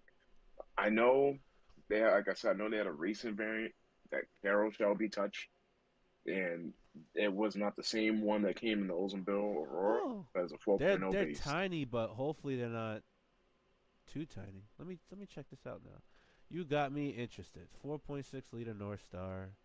Let's see here. I only say that because you can those engines are relatively cheap. In a world where we know as long as you have an aftermarket computer, you wire everything right, sky's the limit. Now you're telling the engine what to do. 93 millimeter bore. Wow, pretty big bore for a V8. I mean, they're most American V8s are big bore anyway. For a dual overhead cam, but I wonder if it's Yeah, Ford. dual I wonder overhead how cam. They're big usually Ford big. was. I mean, the 2UR is a good example. Mhm. The 2UR, the 5 liter Coyote, the Yeah, everything that came out of Mercedes besides the 4 liters, BMW, um, yeah. well, I just thought of something crazy. Like, I wonder if there was a way to take some Ford 5.0 pistons, The bore out the 93 North Star to mils, 5.0. it has a different crown design. You have to change out the crown, and at that point, you're going custom piston. Yeah, definitely the custom piston. 34.5. Oh, they're not bad exhaust side. I I think only ask because I wonder if they're capable of something. the Like, valves are pretty will it be decent. capable? What I'll say this: the valves do look decent. They look somewhat evenly spaced. I've The only thing I guess I would critique is the exhaust port design. It looks very tiny. The fact that it's an Yeah, open deck block, you probably have to put a press sleeve or cylinder line or whatever it may be. So that's where it's open deck. you get raw potential Thank you off for saying that. just yeah. So you get raw potential off durability. If this was a closed deck design and the exhaust ports were bigger, potential for sure. Like the Coyote Oh, basically is that version of it. What it looks like. yeah, and that's all I needed to know. You know why? Because I've always had a love for the North Star, and I've always said they Like the sounded. Coyote heads flow like crazy. Like they flow CFM like a bastard. You have to do like you don't No, even have to do nothing to like you throw a boost at it. It's okay, sucking all the air. Like it's just better than the K series, better than everything. Like if you look at a 5 liter Coyote head, you see why. hmm Let me search it because up. I know. Yeah, see, the Oldsmobile Aurora got a forged. Sorry, no, the LH2, which is the 2003 models, the railroad drive ones, Uh huh. got a forged steel crankshaft. Because that was the year that Cadillac wanted to introduce the V12, but they never did because of the economy and CAF Like standards. look at those And valve immediately, size. Holy shit. what engine, what motor is this? The 5 liter Coyote. Yeah. The In exhaust other ports are words, somewhat small too, but they just flow. They flow so like in other crazy. words, in other words, in other words, you're saying I should 5.0 swap a Fox body, aka I know where I can find a Fox body. I recommend anyone if they have a Fox body throw a 5 liter Coyote in it. Just fix the oiling issue and you'll be fine. Yeah, I know. I think I know where we could find a Fox body too. You fuck. Everything needs to be restored. I look at it. I'm not saying where it is, no days, but every time I look at it, I'm like, yo, this thing probably was so baller and pent back in the day. Like, you know what I mean? Just you know what I mean? I've always said a white They're Fox cheap body down is just here. They're perfect. like $500 for a decent condition, no rust. What? Don't tell me that. I'll, don't tell me that. I'm dead serious. I was like, oh shit, $500. They still got cheap ass prices Ooh. down here, I would just convert. I don't know. I'd do something to the rear suspension. That's it. I'll bro. just do the suspension and then 5.0 swap, and that's it. I'll do it. I'll throw a 5 liter Coyote in that motherfucker all day. And I'm gonna keep the original 5.0 too, just so it's there, because like just for heritage reasons. I'll But if probably even do if it like was four, I'll it's a four. probably do like a small block Ford. I ain't gonna lie, cause I like that rowdiness of the small blocks, but something about like me being an engineering nut in dual overhead cam technology, I just man, the I'm fact happy that you said the rowdiness. stock 500 horsepower just out the Yeah, gate, that's that's nothing. that's wild. That's That's wild. nothing. And that's why I've always said, like, when the 5.0 came out, and Dodge people are gonna hate me for saying this, but I've always said, I'm like, yo, that 5.0 is smacking the Hemi. For sure. I don't care if it's a 6.4, 6.4, 5.7 or 6.4. I'm like, the only thing it has to be to beat it is a Hellcat, and even then, it's not far off. All it needs is Yeah, to that level the playing supercharged field with a version is yeah, supercharger. the supercharged version is the was it the 5.4 something like that? That's the only Yeah, real that 5.8, yeah. yeah. And then literally, or you twin turbo with Coyote, and literally, the Hellcat's gonna be looking at it like, damn, I thought I was the king. And so, like, I remember when that engine came out, I'm like, Cuz I'm pretty sure, yeah, these 480 things, yeah, horsepower look, twin turbo from the 2000 factory. horsepower. Crazy. Yeah, from the factory, 480 horsepower out of just 5 liters, Look and at it that. screams. Twin It's not like turbo it's not like it's quiet. It screams the whole way. And you said something. You said the old Fords had a rowdiness to it. You're hell right, yeah. and that's why I kind of like the new Coyote, because it might not feel as rowdy, but it sounds rowdy. It still has that Mustang rowdy sound, but it's even more. I mean, some people compare it to like the VQ today, though. Like it's kind of annoying and obnoxious, because it's like Really? V8's had like a V. Because some people say it just sounds like it's just screaming all the time, and I know what they mean. Like VQ, sometimes when they don't have the red exhaust, they sound kind of disgusting, or like just nasty or trumpety, but like not a good trumpet, just kind of Yeah, like a cuz trumpet playing the wrong note. I understand, I guess, but like what I like And about they it say the coyote is like rah, what I like about full time. You're like, what I like about what's the Coyote engine is it is basically what Toyota should have done to the 2UR. They're both the same weight. They're both the same displacement. Hell, I think the 5 liter Coyote version is 94 millimeter bore, so they're the same bore spec. It's just it's a closed deck, and it's just tuned up like crazy. And Toyota did the open deck because of weight and all the bullshit. And don't get me wrong, it's nice, but if Toyota closed deck that motherfucker, ooh yeah, man, it'd be a beast. You know what's funny? Everybody who came out with a 5 liter at the time, I think Ford came out dominant, because Jaguar had the 5.0. It sounded good, sounded majestic, but ultimately was a piece of shit and not reliable at all. They break all the time, had time and chain issues, the AJ V8, and then Ford came out with their Ford 5.0 and said, "This is how it's done." oh And for sure. then Toyota had their 5.0, which was cool, but a little more bespoke. But Ford just said, "Hey, this is the new 5.4, 4.6 replacement, Of right in course. between. 5.4 cubic inches smaller than a 5.4, zero point 0.4 cubic inches bigger than a 4.6. We figured out the best of both worlds. We figured out we don't need 5.4 liters of displacement in the weight, but we need bigger than 4.6, and we need the four valves. We need the four valve heads from the Cobra, and then it's like they just went to work.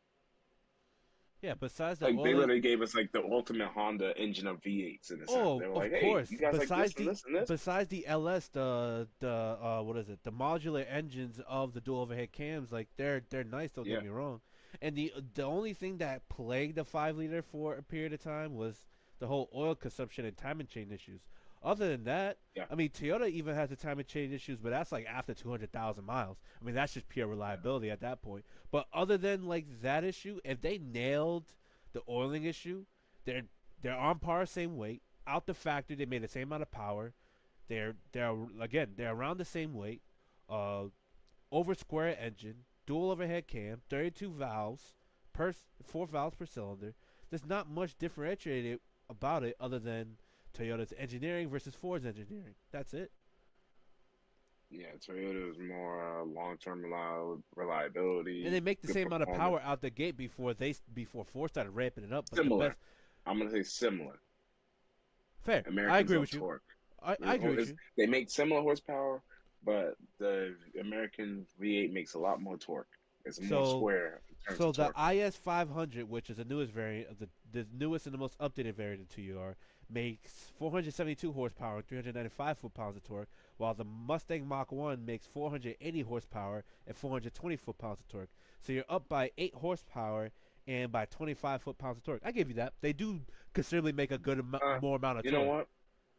I honestly thought that was a little bit more square. I was really thinking that was more closer to 440 torque. But you guess what?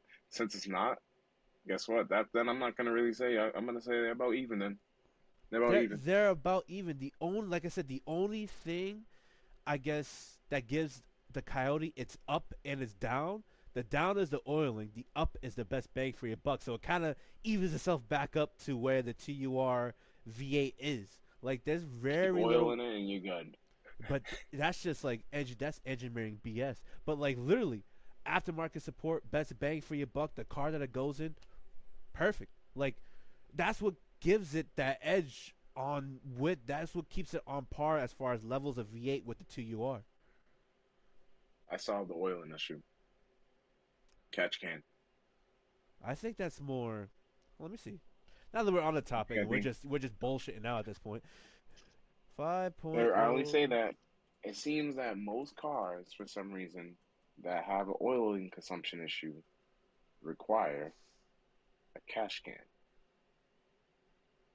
It led to a class action lawsuit. In some or Jesus Christ. Typical. Ford has addressed the issue with a longer dipstick that allows for a wider range of oil levels to be considered acceptable, potentially allowing for more oil consumption before the oil level is considered low. That's crazy. Oh, And this is there you particularly have with the it. Ford F-150.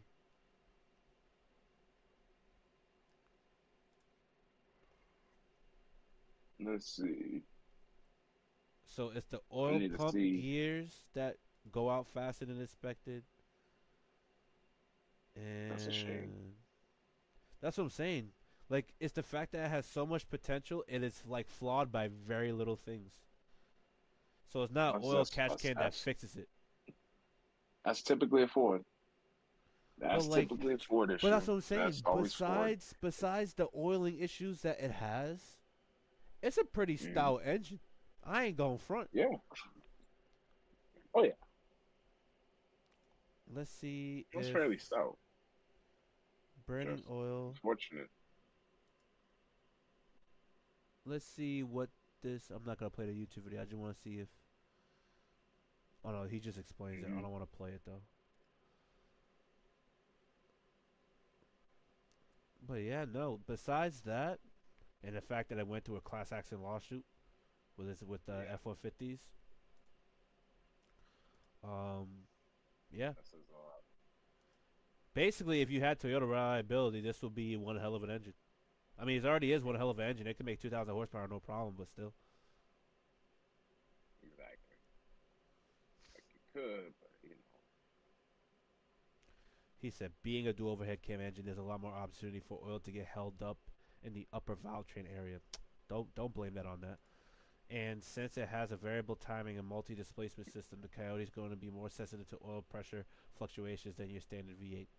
This dude, don't blame it Ways on just that. so they don't have to cover your engine blowing up out of warranty. That's all. You can't blame it on that though. Just ways for them to, to blame and something. So that's why it's always good for. I tell everybody. People are like, yo, I don't want to keep my V8 stock. I want to keep it for reliability. I'm like, well, you want to keep your V8 for reliability. You're supposed to mod it then. Well, I guess do what is it? What is this? A Melling's high pressure Like, Coyote oil pump with billet steel gears, and then just run a high zinc of phosphorus oil, and you're fine, I guess, for what it looks yep, like. And then a deeper oil pan and a better oil pickup. But that shouldn't exactly be. what I'm doing. It's a nice engine. It's Melling just oil pump. like I understand that. You actually, we put yours. We have yours with the oil pump, melting oil pump. When we I had to set the spring on Yep. that one. It had 3 different springs. Yep. I remember looking at it and I'm like, ah man, like he'll figure this out. Oh, of course. I'm not like it ain't my first rodeo, but I'm like, bro, like I which was one do looking you at the want? There? springs Do like, you oh, want to he'll run this figure it thing every out. day? Do you want to run it high to the moon? Like, what do you want to do? I think you picked the right spring because I like my oil pressure gauge sitting nice and strong. Okay, this dude. Yep, there's oil pressure. Yep. Oh yeah, I know there's oil pressure. It's just crazy. What is the oil thing issue? I mean, yeah, you run an air oil separator, oil filter relocation kit, or whatever it may be, and a drain back and all this other stuff, but I'm trying to find a I was gonna readout of it, say, and I can't find a readout. You know what? Just run a dry sump, guys. Just run a dry sump. Call it a day. I'm not even gonna bother. Let me see. 5.0 Coyote dry sump. There you go, guys. There it is. Run a dry sump. Call it a day. I don't want to hear about it anymore. yep, no issues ever again. No issues ever again. Yeah, Oh it's gonna wow, be a they got bitch. one that's belt driven. Yeah. Well, they're all belt driven. All like aftermarket dry sumps. They're all belt driven. Oh, okay, I thought they would be electric pump. No, no, no, no, no, no. There's an integrated dry sump for the K motors. Interesting. But no, Some run it. way, how come no electric pump? Nah, why would you do They that? don't want to do it like a Porsche. Nah, B, nah, nah, nah, nah, nah. You do that. You do the belt. You do the old school. What works? A ribbed belt. It works. Yeah, where we see ribbed belt? Where have we seen ribbed belts before? Timing components. Yeah, It works. Let it be.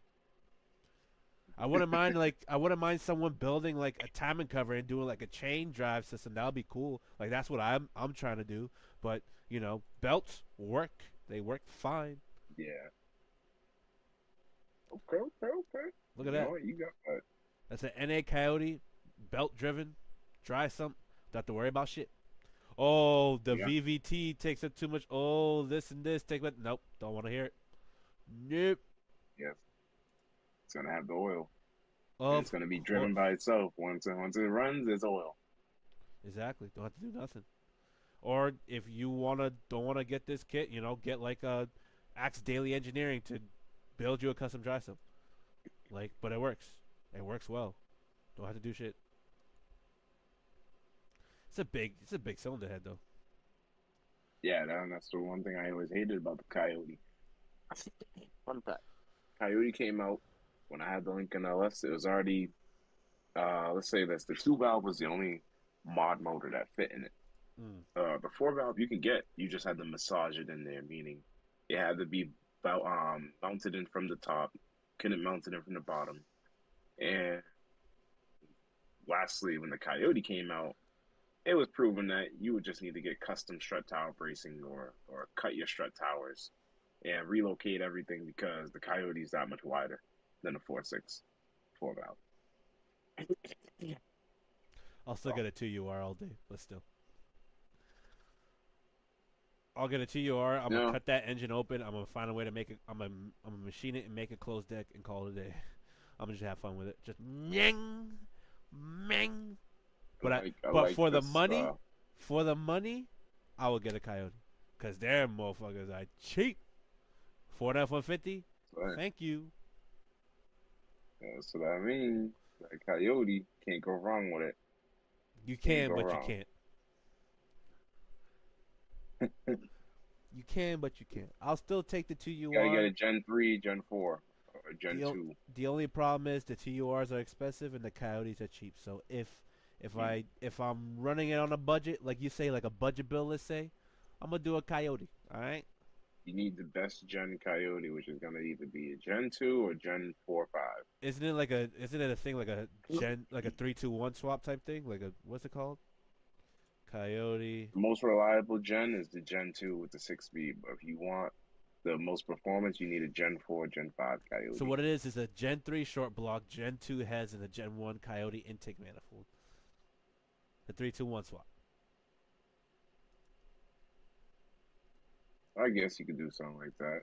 That's what everyone lives by as far as budget. and I never understood why. Alejandro Flores does a really good video about it, where like because he's big into the Mm. coyote scene and stuff like that. But still, like holy shit,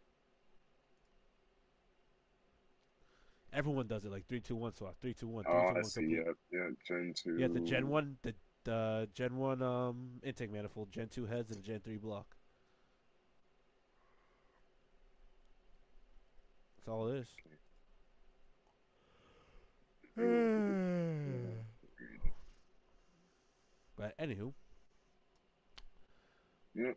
let's go into the European side of things. Since we all thought the Audi R8 will be Mm-hmm. no more after the release of the Tema Mario.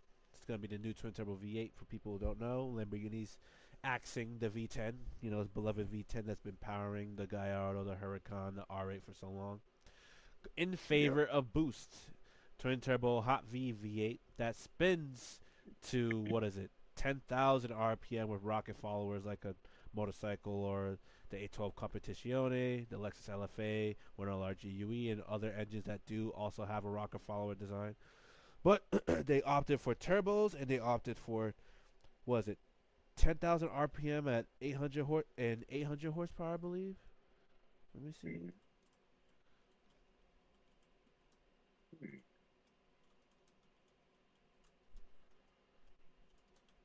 Big fingers always type the wrong keys.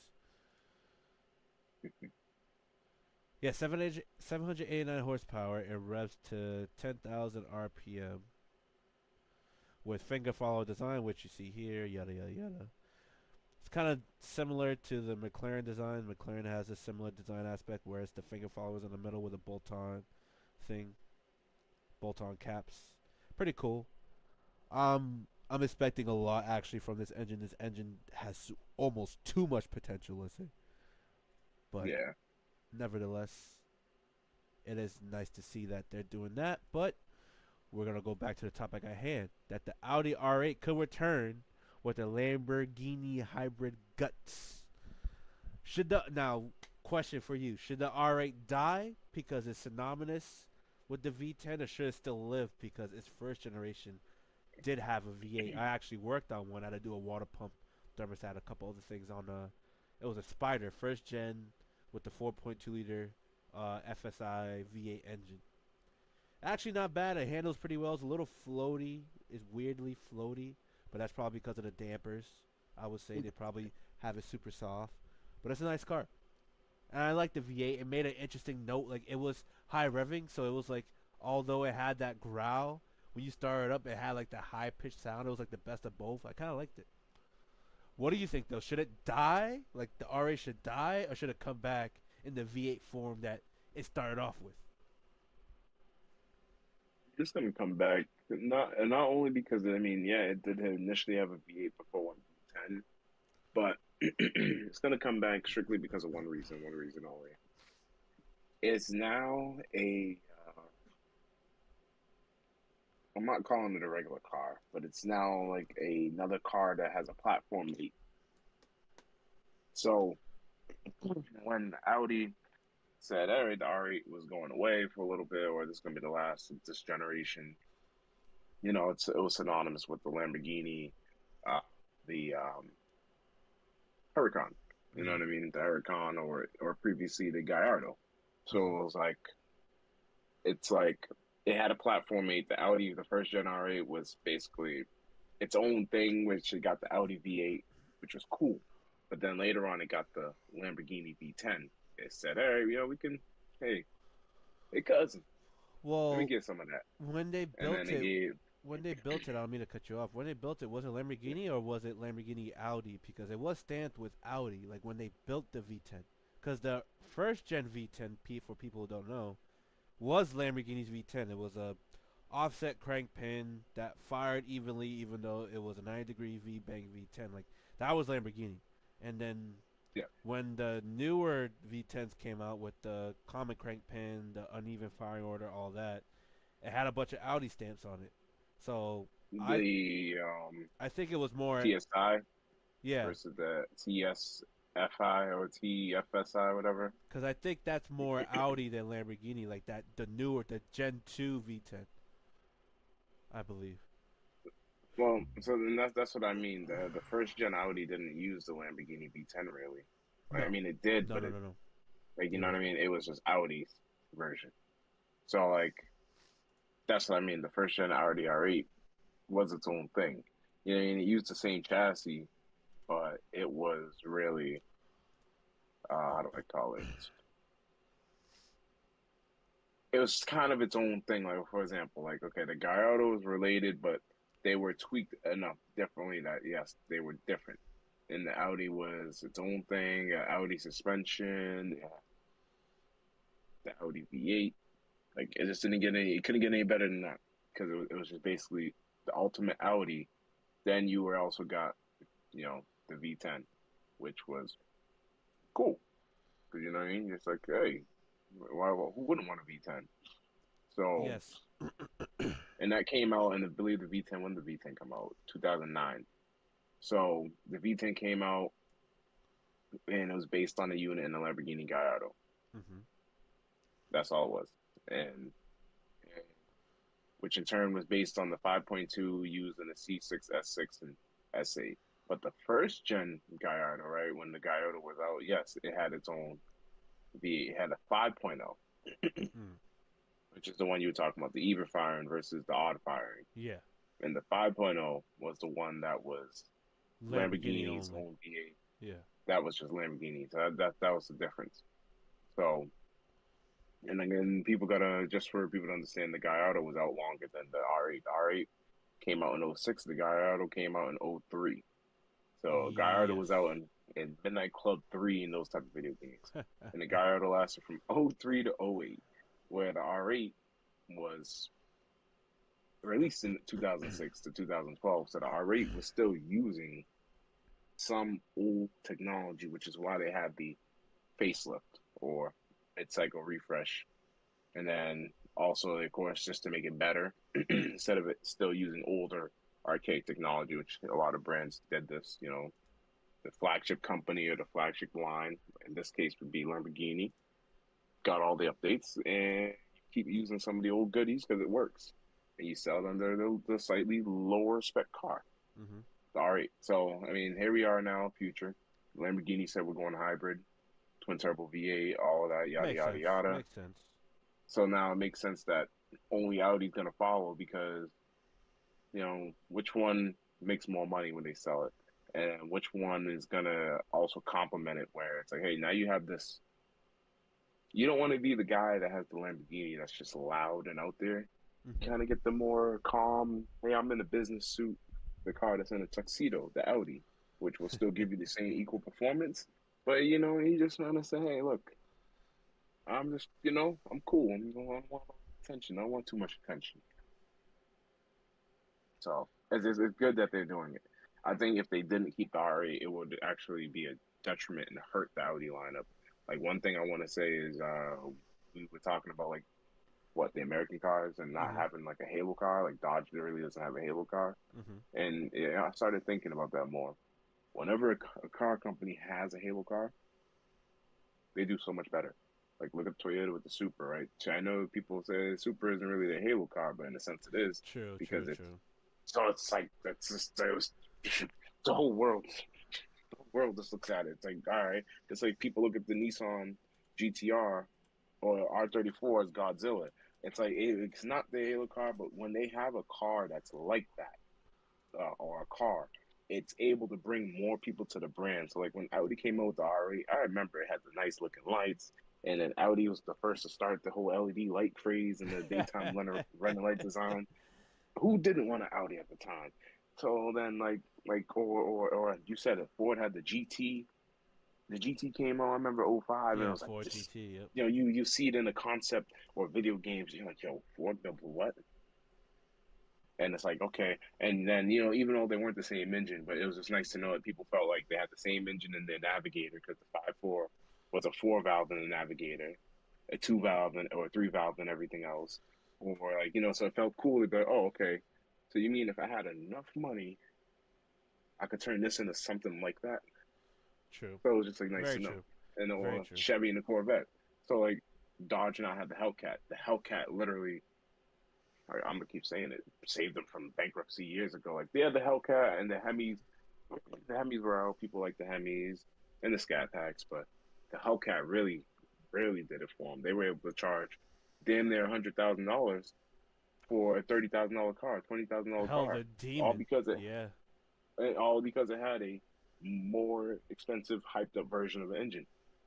Which I know they sell crate engines for what, maybe 10, $20,000, but okay. So then you're telling me if I bought a S6T or a base model Charger, Uh huh. and then as long as I get the transmission and everything else, or if I just beef it up and I put the engine in, you're telling me I can have a Hellcat. I might not have the suspension and the wheels, but that's okay. I'm building my own car. I'm putting my own suspension in it. I'm putting my own wheels on it. So does that really matter? So they were able to charge damn near 50, $60,000 on top for a regular car, and that's why I think saved them. But my rant's over on that because I can go down the rabbit hole. But Oh it's yeah, just for nice to sure. see Audi keeping R8 alive, and that it I'm. deserves to stay around. I do like It the deserves. fact that they're keeping it alive. I'm just genuinely surprised because of the Temamario that's coming out.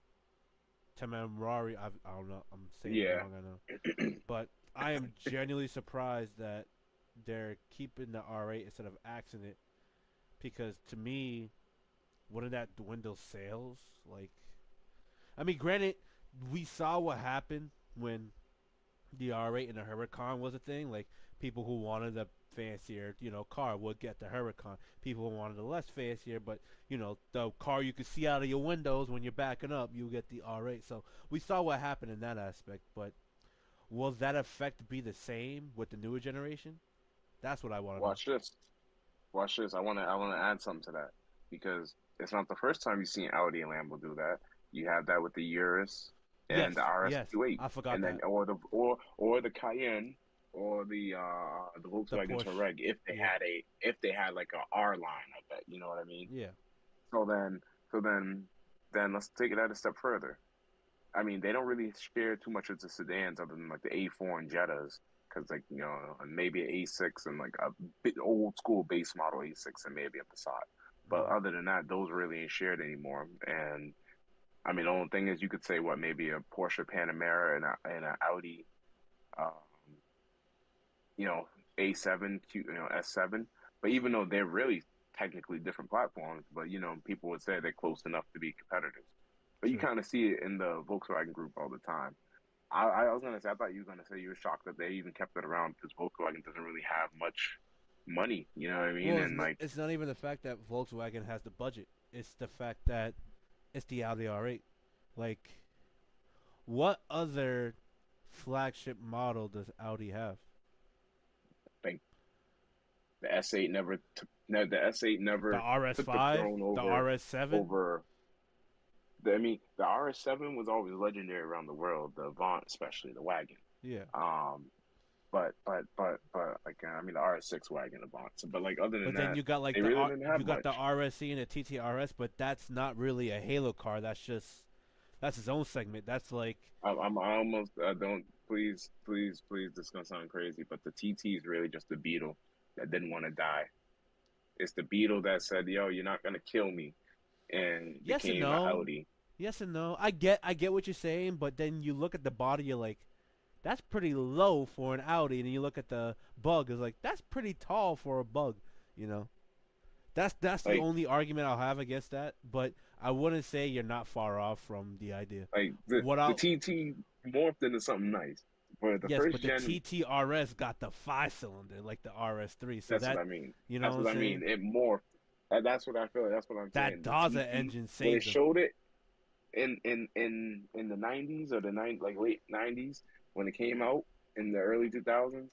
In my mind, I'm like the But TT and the even Beetle are going to compete for the same but crowd when because the TTRS came out after the 2010 the 2010s era, that was it. Now you got the coupe and the four-door version of practically the same car because the TTRS I believe shared more with the RS3 than it did the Beetle I believe or something like that. So you got that same aspect of platform. it. You got basically the baby Huracan. That five cylinder could produce so much power. So They you were the got. same car. Like if you look up, if you guys, if I you want to believe look you. it up, I agree because if you Volkswagen look, A platform. yeah, I agree with you because if you look at it, It they're was the practically the Golf. same.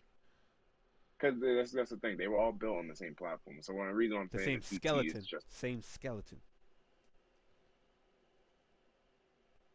I mean, hey, look, if I get a 2002 Beetle and a TT and I can interchange parts like suspension, I'd pay. Same skeleton. Same same skeleton, different body. But that's what I'm saying. All I'm saying is that's why I said the TT kind of morphed into the TT was what the Beetle's supposed to be, but they can never sell the Beetle for this price. Hell no. They can sell an Audi for that price though. Exactly, because that's what I mean. Like the first gen TT, You gotta you remember. can't You gotta tell remember me what it wasn't. Volkswagen's for. What Volkswagen means. The Yeah, people's and like, you car. can't tell me like, People's yeah, car. and that's what I mean. You can't tell me the first gen TT wasn't like it has the same eggshell Oh, of course. Beetle look, Of course. which is nothing wrong with that. Nothing wrong. I'm not. In all honesty, I was somebody who liked the Beetle because I've always wanted one. Because I said when everybody had their Civics, like I said, I already know they had a turbo four cylinder. So I was like, why not? Just get it. You get a Look manual how and similar they're they light. look. Oh man. Beep beep. So it's exactly. And so, but that's what I mean. As it progressed over the years, like even the Beetle later on, and it's like what I mean, when they came back out a little bit, they look much nicer. I'm not gonna lie, but like the TT has shown what a Beetle would have been if it was still a front wheel drive kind of base car, Yeah, but and this was if they all-wheel made it drive. take This was like performance serious. crazy. Exactly, front wheel drive, but they added all wheel drive. That's what I mean. If they took performance serious, because the first gen TT was front wheel drive too, and then they were like, we need to take this car serious. That And TTRS then is bonkers. like now look what it like. See how the proportions are much better now. You know what I mean? Yeah, It looks now like it's a more proper, Audi-esque. yeah, it looks like a That's a proper car. proper car for show. And this was the predecessor right Nah, before it. Before it became all edgy and new.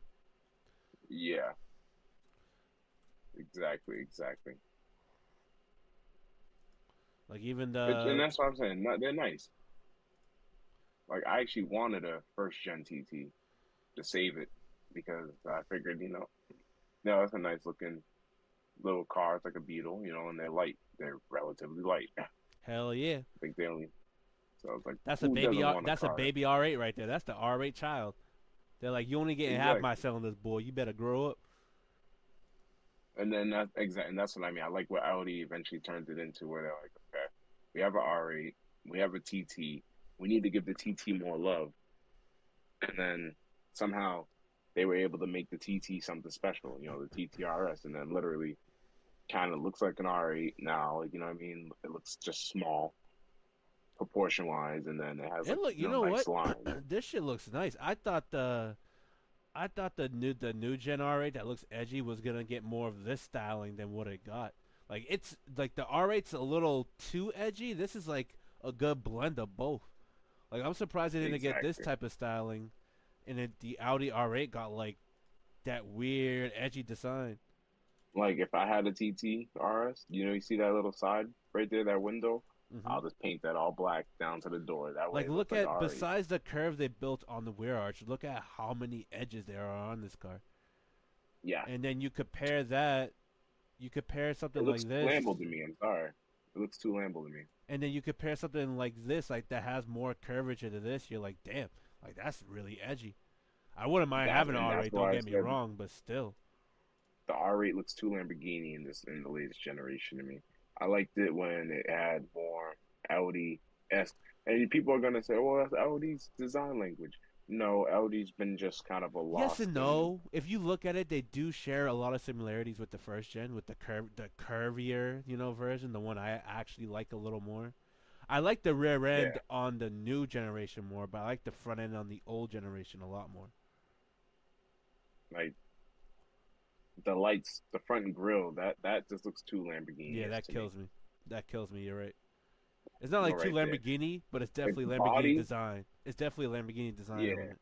the body's still Audi. Like the top is still Audi, which is why I like it. And it kind of even gives you Bugatti vibes because that is they do own Bugatti. Yeah, So look at that kind of curvature though. That's like the first gen. It's just so nice. yeah, it's perfect, perfect Versus like execution. this, you're just like, whoa, what happened? Granted, it does have Exactly. curves. I'm not saying it doesn't have curves, people. All I'm saying is compared to the TTRS, the curves are almost non-existent. I'm mainly talking about the front end, so that's why I wanted the front end specifically, front and rear end of the car. Because even the But lights on the TTRS look better than the lights on the R8 on the front. yeah, and that's what I mean. They could have done better. But I wouldn't mind an R8 though. I'll definitely poor man sports car right there. That's a poor man supercar. I'll definitely get one of those because I can't afford a Huracan, so I'll get that. Eh, and when people say poor man supercar, I have to say they're the same car essentially. So I won't even call it the Look at poor that man supercar. 2011 Audi I R8 call it V10 the smart man, 77,000. I'll take it. smart man supercar. Smart man supercar. And But it's the the only curvature problem version. is the V10. Unfortunately, you almost wish it was a little faster. Really? Not when the new vets are out. That's all I'm saying. Oh, that's what you're trying to do. I see what you're trying to do there. Not when the new C8 Z06 is out right now, and it's making the V10 kind of Oh, it's struggle. killing it. Oh, it's killing it for So, sure. so it's like that. That's what I mean. It's like damn.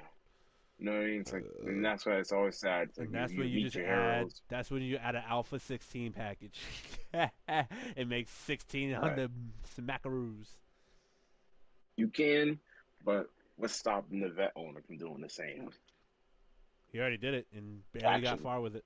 That's all I'm saying. traction.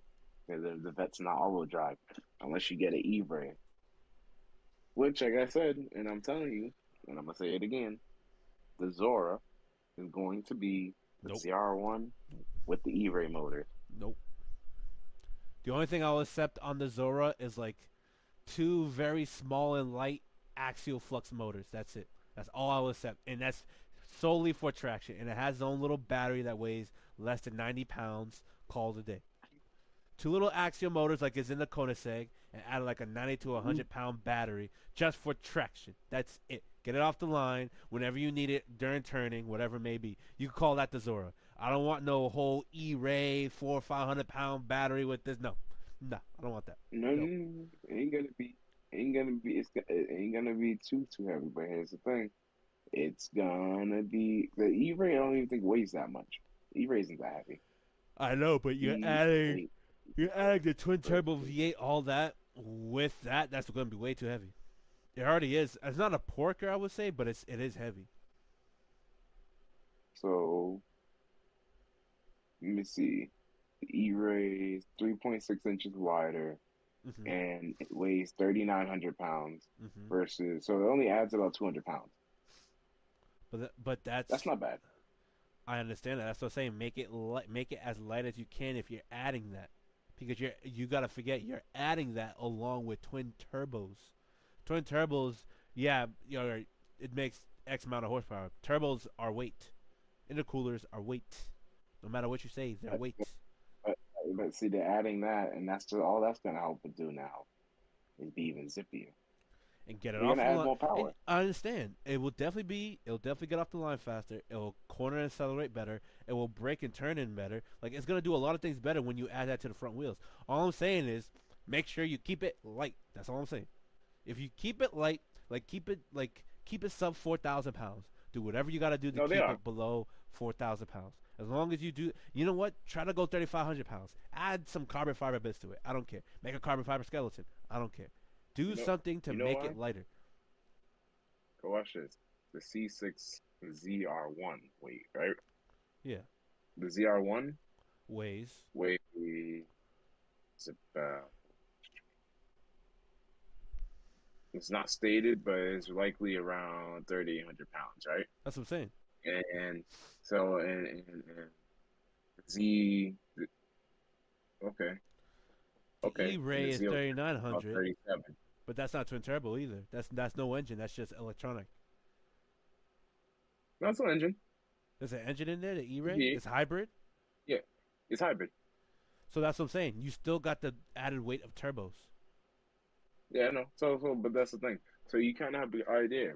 So expect the C8 Zora to be about 4,000 pounds, or maybe just a tear over 4,000 Nah, yo, with 1,200 horsepower. hit 3,500, make it a supercar. Give it the supercar badge. Put a carbon fiber It frame on it. can't, Yes, it can. can't, Yes, it can. Don't say it can't. Don't say it can't. can't. It can. Not for production car, not for a production car, and mass Blake, production, I and to make understand. money. I understand. I understand. But this is a special trim. This is the Zora. This is different. The ZR1 already Zora has is just a package. the ZR1 already has X amount of units being produced, meaning that it's gonna be a limited run of ZR1s.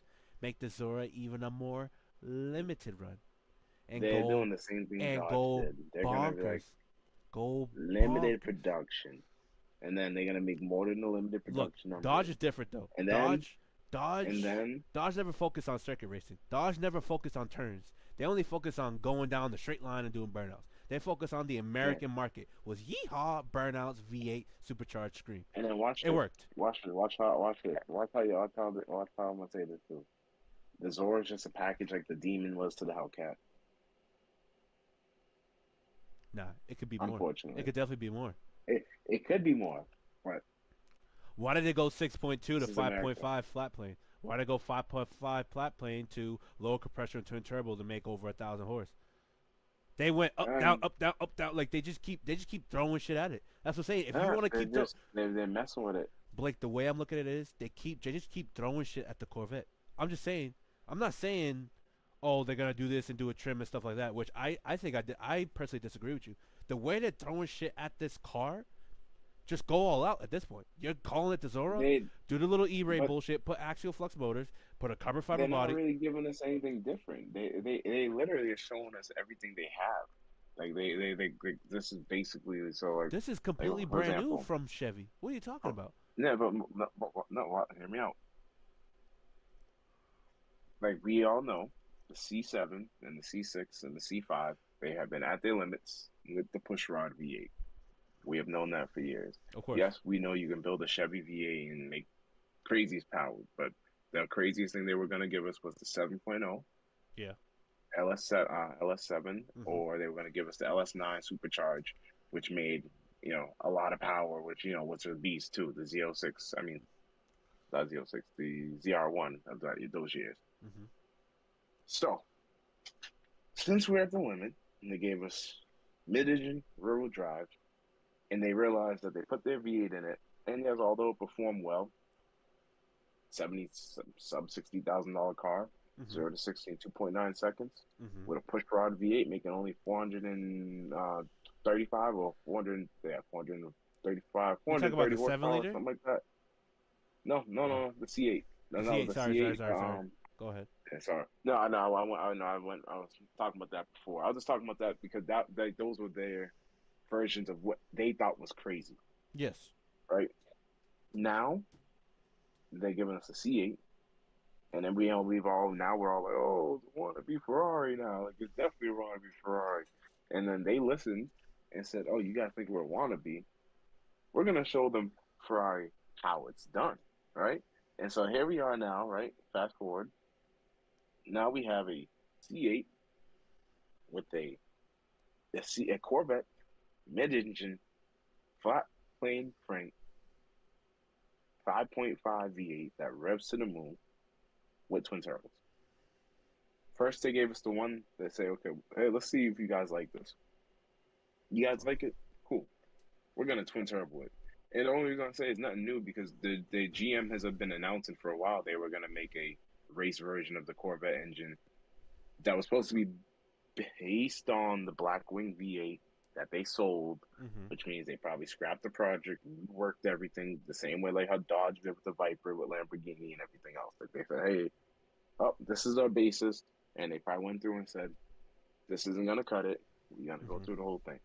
Now they gave us this new, all new, brand new engine. They already had the E-Ray, and all it was a LT whatever, whatever push rod. LT2. with electric motors. Yeah, Uh-huh. LT2 with push rod motors. Now we have this 5.5 flat plane. Now we have a twin turbo variant.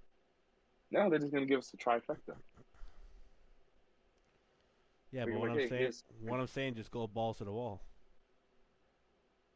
that they will. I feel like, and that's when the R models I come feel like out. the hybrid won't be enough for the weight. That's where the R models come out. What you want is going to be what they're gonna call a C8R, which they already have the race car version. But I expect them since Chevy and Ford and even Dodge now is getting into racing.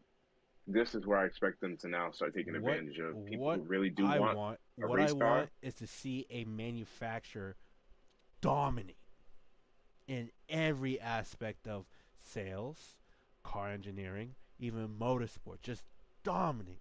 Just straight up come in like let's say come in like how Cadillac's now entering for Formula One. They win Formula One. They win the WEC. They win Rally. They got the best sales. They got the fastest C8R, whatever you want to call it. They got the most exotic, badass thing. This thing's beating a Bugatti. The new V16's beating it. This thing beats the Valhalla, the Valkyrie, the GMA T50. Yeah. I want to see a manufacturer, and I Okay. haven't seen it in a minute. I haven't seen it at all, Guess what? actually. Even if I Guess what? wasn't born during the time, I haven't seen any manufacturer do it. I want them to dominate in every aspect of the All right. automotive culture. I know you are gonna see that, and it's gonna be the brand you want. What brand new one?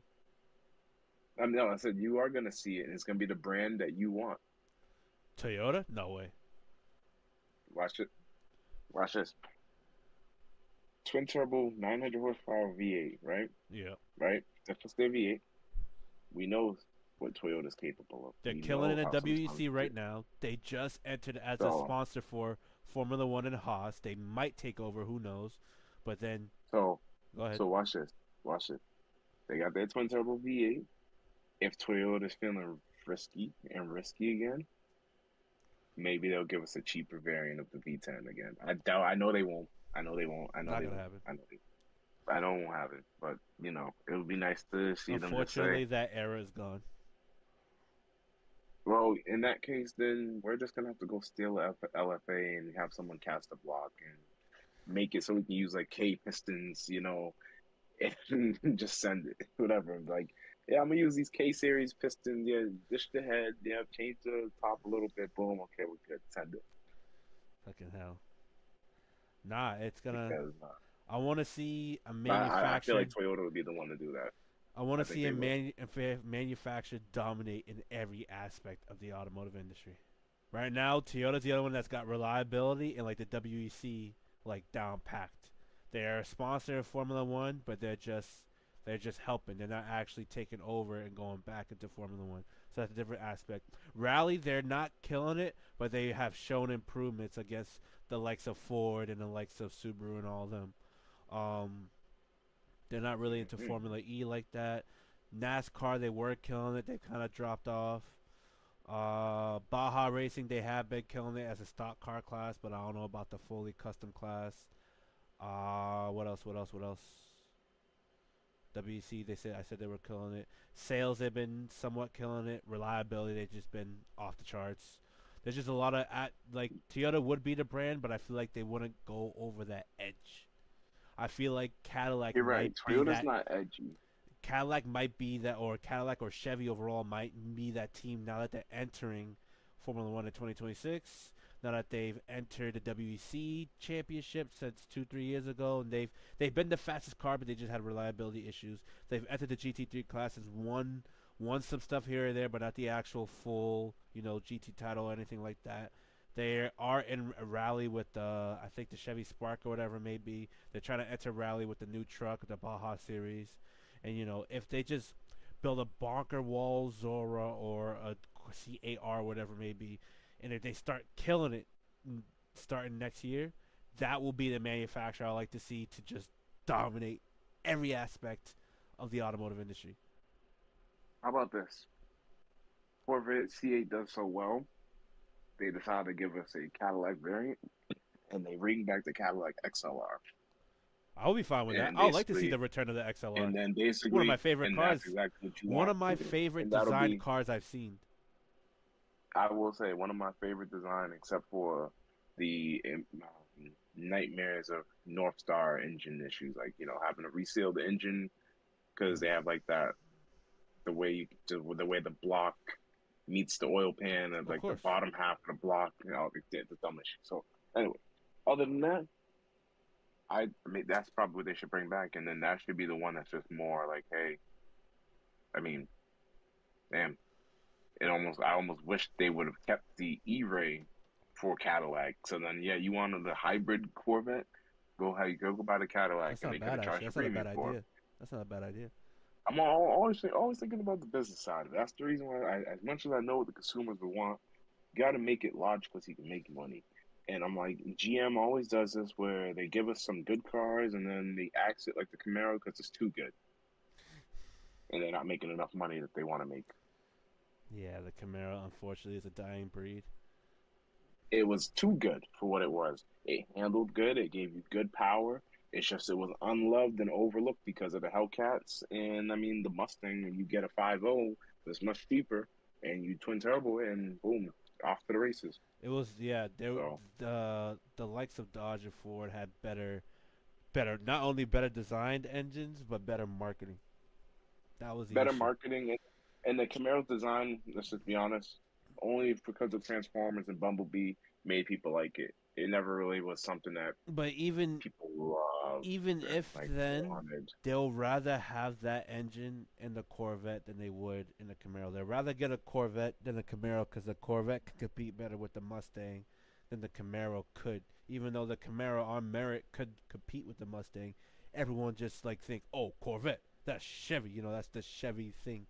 Camaro is obviously is, it still will be the Chevy thing in my head, but it was now the Chevy thing because the Chevy thing now is Corvette. Even before the C8 came out, the C7, that was the thing to compete with the Mustang. Nothing else. It's true. And it's true. And the Mustang has always had big shoes to fill, which is why I'll be honest, like I said, over time the Mustang has earned my respect because it killed the Camaro. The Oh, for sure, Terminator killed for the sure. Camaro. Oh, for sure. And Dodge wasn't even around at that time. But Dodge really did come in, smack everybody in the 60s and then left because the gas That was prices. wild. That I do admit, that was crazy. They just came in and was like, we're building a big motor in a big car. It's gonna be light for some And, odd and, reason, and and it's we're gonna be smacking the shit out exactly. you. And they came back and did it again, And but this time it's a I little think different. that was the first American car that went 200 miles an hour, above 200 miles an hour. That was a crazy And car. The fact, and it got yeah, banned too. It got banned in IHRA racing. and that is why it's funny to see how history repeats itself. Because Dodge came back and did it again. They gave us what the Hellcats. They dominated the streets, and I'm just saying, yes, you could buy the cars that were maybe equally as fast or just as fast, but you go to Dodge, you want a car with warranty that had 700 horsepower. Mm. Yep, we got you. Yep, sign right here. Yep, you're gonna be paying for this for the rest of your life. But you can have the car. Yep, you're all yours. And now you have 700 horsepower to go play with, go up and down the street, Nah. go on police chases, For the money, and see if the police can catch you. you pay for a Right. Hellcat, I rather just buy a Crash McLaren 720. Anywho, like all these YouTubers that are building them. Well, that's because you know a thing or two about that. But the average person Oh, I love would the have just bought a McLaren. Hellcat. I just feel like sometimes a lot of their products are could be overpriced in some aspects, but I could understand why they're priced. But that's the each own. That's for Thank another you for time. saying that, and I agree that they're overpriced. But people will say that they don't. People will tell me I'm wrong, but I do know that those type of cars are overpriced. I will say a Lamborghini does deserve to be priced that way, but McLaren, there's some little things you're You know like, what? with the lower I models, would argue against that because of the R8.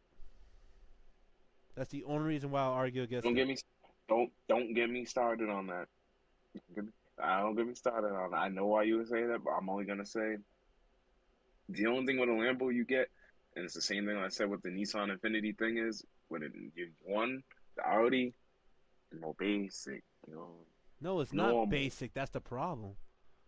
It's not, but It's German luxury more. versus Italian luxury. That's what you're getting at. And that's what I'm gonna say. But then, with the Lamborghini, but you gotta understand, you're not just getting the luxury.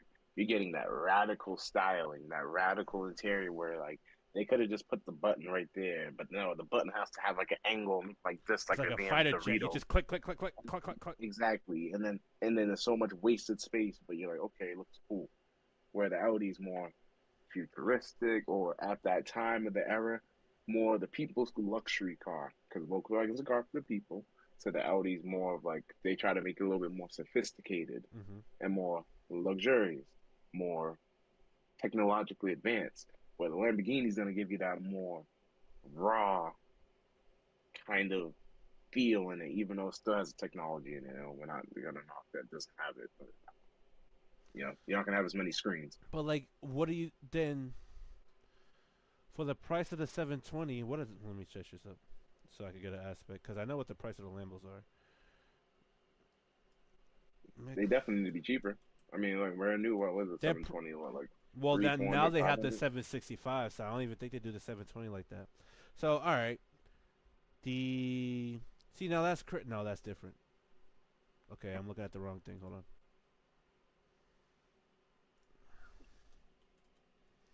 Let me Sorry, get one of it those. gave me like three different cars that were not the 720. I know, I seen that. So I was like, let me get that car that whatever is. So a How much is it? A 2020 kit car? I'll take it. 720S, 2020 720S, $255,000. Now, would you rather get that or a Huracan? That's my issue. As someone who has a Senna GTR, Car Gurus? Yeah, okay, you wild. I don't know how Of Car course they Gurus have got one. a. I don't know how Car Gurus got a Senna GTR, but like let's say 2017 McLaren 570S, the P1 somewhat lookalike. No offense. 114,995, so $115,000. That or an R8, I pick an R8 because that just makes more sense to me. But Yeah, you can make an argument for the 720 and like the Huracan. Like let me just Huracan. Like they're ballpark same price. At least yeah, like sometimes you get a newer car, but at the same time it's like you get all-wheel drive with this. You get that yeah. luxury True, aspect. You get true. McLaren's a British car, so I feel like they just tax it a little more, in my opinion. But They do tax it, and it's gonna break because it is British. Not knocking the British, just well, talking it has a about Nissan engine, British vehicle. so Oh, the electronics. It will break. I don't know. Something has to like break. you see what I'm saying? I don't understand how the Autora is cheaper than the 720, even though it's a twin turbo V6, all this bullshit. It's a newer version, and like look at that, the 765 LT base, almost half a mil. No, it's a 720 with Yeah, more horsepower. Are you out of your fucking mind? yeah, pretty much. Like that's crazy. Like no. Let me see. Crashed. Copart. Yeah, Look at that. I'm gonna get one of these. Cause that's just like, dude, that's crazy. $250,000 for a car like that. I'd much rather get a Huracan. I much rather get a Ferrari yeah. 296. I'd much rather get a 458 Italia just because of that presence. Yeah, I like the 296. The Yeah, 296 is like a fun little car. The 458 is the last of a pure naturally aspirated Italian breed besides the Lamborghinis. Like, what are we like? All right, you built the body around the Nissan racing engine. Okay, you're charging that much for it? Granted, it's an all carbon fiber body, and I get it, but still, holy shit! yeah, yeah. It's like goddamn. Like, look, current bid $59,000, clean title, Michigan, missing a whole front end. Damn. But like, I much rather, I much rather get this. I don't care. I'll do a whole front clip out of styrofoam. I don't give a shit. Like, obviously it was crashed. Like, look at it. Look at all the parts just chilling. Yeah, The the bumper wheels, everything. the bumper looks The bent up and bumper everything. info. But it's like, yo, like You see what I'm saying? Like Hmm. that's stupid. Estimated retail value 182,000. If I saw that price, like for a decent looking condition one, yeah, I will understand that. But I don't see that here. Yeah, Oh look, 255. The GT is 139. There's no 720s that are that like around less than $200,000. If there was one, I yeah, might reconsider. Like, I mean, granted, this is not a faster car than a 720, but just a base on presence of like 170. How can you beat that? You're damn near ballpark price of a brand new Audi R8, if not like a used one, yeah. 3 4 years older. But like, how can you beat that price? No, you Granted, it's can't. a You can't different really. car, it's an older car, it's a different aspect of car, but the sheer enjoyment you're gonna get out of some of these cars are different. And sometimes it's worth spending the Yeah. money for it. Hmm. Depends on what you're looking for in the vehicle. Exactly, like 19K miles, okay, 2012 in red. This one's black. 50 grand more for some odd reason, 2K miles more, but still. Even though, so the 488 GTB, the basically what competes with the 720 because they're both. This one's 3.9 liter twin turbo V8. That one's 4 liter twin turbo V8. Same price. To me, I much rather get a Yeah. Ferrari. Even though, you know what, in that aspect, I'll probably get a McLaren just because it has a carbon fiber body. But still, like holy shit. And that's where their price comes in, and that's where it's like because they're doing X, Y, and Z. That's where it makes sense. But Ferrari has a longer run of cars. When McLaren came out, even the McLaren F1 isn't even McLaren's car. It's Gordon Murray's car. What they really came out with was the what's Yeah. it called, the MP412C. Yep. So it's like, what are we doing here? They just been in Yeah. racing So ever since. They haven't been building. They've been racing for a long time since the 70s, but they they haven't just really haven't been built a building car to cars. sell. That's what Yeah. I don't understand. You're almost like, man, how have they been succeeding, or how have they been around this long? Well, they've been succeeding in championships. They've been succeeding. They've won a lot of shit. Don't get me wrong, not as much as like Ferrari and all them, but they've won a lot of shit just in F1 alone. Oh, I see. And I see. Yeah, they have like the W1 now. Which I, which I like and I don't like. I like the styling. I don't like the fact that it uses the same power plant. But I'm not arguing about. We've argued about this before. I'd much I rather know what not. you mean. But that's gonna wrap up my TED talk. I am good. I am out of here. Or you have anything else to say before we wrap up? Nah, I'm good. Okay, that's That's stupid. actually funny. They use the same motor in the P1 and the W1. Like, what's gonna make it special? See, 1,200 horsepower. Okay. Anything else? Nope. Rear wheel drive, still probably twin turbo 4 liter V8, still a hybrid, just a better design, and it has more power. Like that's it. At least Ferrari changed it up. Yes, they're not using the V12 that they're synonymously used for all their hyper cars, but they're using a championship winning Le Mans engine in their hypercar. So I give them credit in that aspect. Like that's although I don't like the fact that they veered away from the V12, I like the fact that they're putting a racing engine in a hypercar. I can agree to that.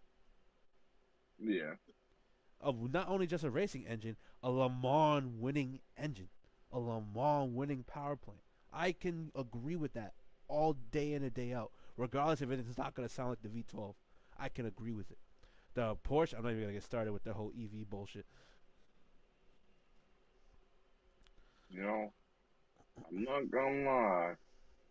As I look at this W1,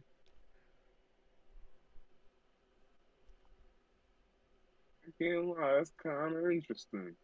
The active arrow that they No, have it's on it, nice. It's nice. Everything they're doing on it is nice. Why are they using the same power plant? It's beyond me. yeah,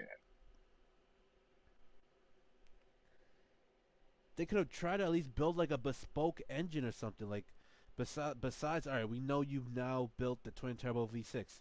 All right, now you're building something solely McLaren. I get it. Now go a little more further, build something else entirely. Why are we still doing twin turbo V8s? yeah. But hey, Wow. This is I mean, hey, look. Let them keep doing the twin turbo V8. It's what they know best, so let them keep building well, it. when you buy the rights for the engine and the design based on the '90s, yeah, that's what they're gonna know best. But Well, let them keep tweaking it. It's like what? that Who engine else had literally an came engine? out of a R92C, the Nissan. Like, what? I'm not saying what they did was wrong. Like that's their biggest selling point, and it works well, and they've won shit with it. Don't get me wrong. It's just like, okay, what else? That's where I'm looking at it. Like McLaren, you've won a Formula One countless of times. Gordon Murray helped you build your very first car, which came with a V12 from BMW, which won countless GT1 championships. Like, you're known for winning with different areas of all aspects of platforms. You're building a car now. You can't have the same platform forever. You build a twin turbo V6. Congratulations. What's next? Oh, An the next SUV, hypercar is gonna have the same power plant as the previous hypercar. No, an SUV. You heard that I just said. it's crazy, but it's like that makes no sense. Your An very first SUV is car, next. the F1, is a three-seater with a naturally aspirated V12, built by Gordon Murray. That's Gordon Murray's car, unfortunately. As much as it is McLaren, that's Gordon Murray's car. We know this Okay. because his T50S, his T50, GMA T50, is basically the son of the F1. That's basically his You creation. want you want McLaren to show you something different? They're gonna have to build an SUV. It's gonna have to be called the S1, and it's gonna have to be the best performing SUV on the track ever. Nah, be Meaning, it might have to be a two-seater SUV. I don't care, or it's gonna have to be a three-seater SUV. no, Meaning, no, if no, no. whatever that Blake, constitutes for Blake, SUV, if this meaning if it car, has to have 5 inches of ground clearance to look a little taller, and then guess what? Blake, if That's what this they're gonna do. car came with any different motor, the W1, I would be happy with it. I'll be like, this makes sense. They're going different. They're not copying the same bullshit design. Even if they went with the twin turbo V6, the hot V, like they basically are The competing with iToro, yeah, they're competing with Ferrari with because they both have 120-degree V banks, hot V turbos, yeah. everything. Even if they put that motor in the W1, it makes sense. It's a different engine. They're not using something they've already used. Like, I would applaud that. But see, in order for that motor or that car to have that one, it has to have exceptional power delivery, like they said. So I guess in And their you think a eyes, twin that turbo engine V6 wouldn't do that? it probably would, but the way that V8 probably flows for them, they just know that like, look, there's nothing better than this V8 I right now, understand that it works, right now. but come on. Don't like Like, what gets me mad about that car is the fact that they grabbed the P1 powertrain and just shifted it a decade later and just said, "Here you go." That's what gets me mad about that car. That's the only thing I don't like about that car is its power plant. Everything else I like. Hell, I think is a better designed car than the Ferrari. But at least Ferrari to me, has a better engine. Oh, how you gonna hate on twin turbo like the V8? You going for a twin turbo? I don't care. The reason why it has a better engine is because that engine won something. That engine means something to Ferrari. They use it on the 296 GTB that won the Nordschleife 24 hours. They've won, I think, one part of the GT class, and that same engine that's in the 599 WC. What is it called? What's it called? What's it called? The hypercar class, the LMD class, won Le Mans not once but 2 years in a row with two different cars. Like, at least that engine for Ferrari is synonymous with something. So when you put it in a car like a hypercar, like what they're building right now, it makes sense. yeah, I like it, although it's not my favorite engine. It makes sense. I like what they're going about it. I like the fact that it literally came out of a 599 GTB car, and that's that. The twin turbo V8 is the same twin turbo V8 across their entire platform. What is yeah, there to no. it? Like, what? I'm looking at what they did. Wow, so they added a hybrid motor. They put the battery underneath the gas tank. Mm-hmm. Interesting. Like a fuel cell, like it's like a power cell they call it. Interesting. And man, I wonder how safe that is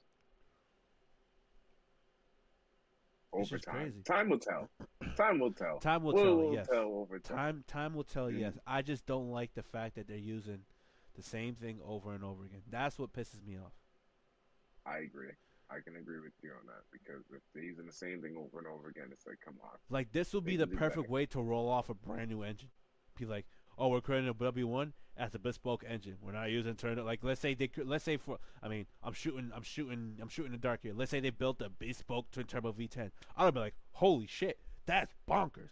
No hybrid, no nothing, just twin Yeah. turbo V10 making 1500 horsepower. I'll be like, wow, shit. You had that in the chamber? I'm like, ho. But no, they're just using the same formula. Twin turbo V8 hybrid. Like we've already seen this. We've seen this on numerous platforms, not just McLaren. There's McLaren just solely keeps by this because of what they use in their platform. Mhm. You know what's funny? As everybody starts to drop away from twin turbo V8, they're probably gonna be one of the last to still use twin turbo V8, I don't mind. and they're probably gonna keep I'm not hating on twin and they're turbo probably gonna keep V8s. this engine. I'm not No, hating on no, them. no. I'm saying they're just probably gonna keep that same platform alive. I'm trying to think what other brand did it with keeping the same engine alive and just like by reworking it. There's a couple brands did that. I'm trying Chevy to think what LS. brand off the top of my head. Well, that's one.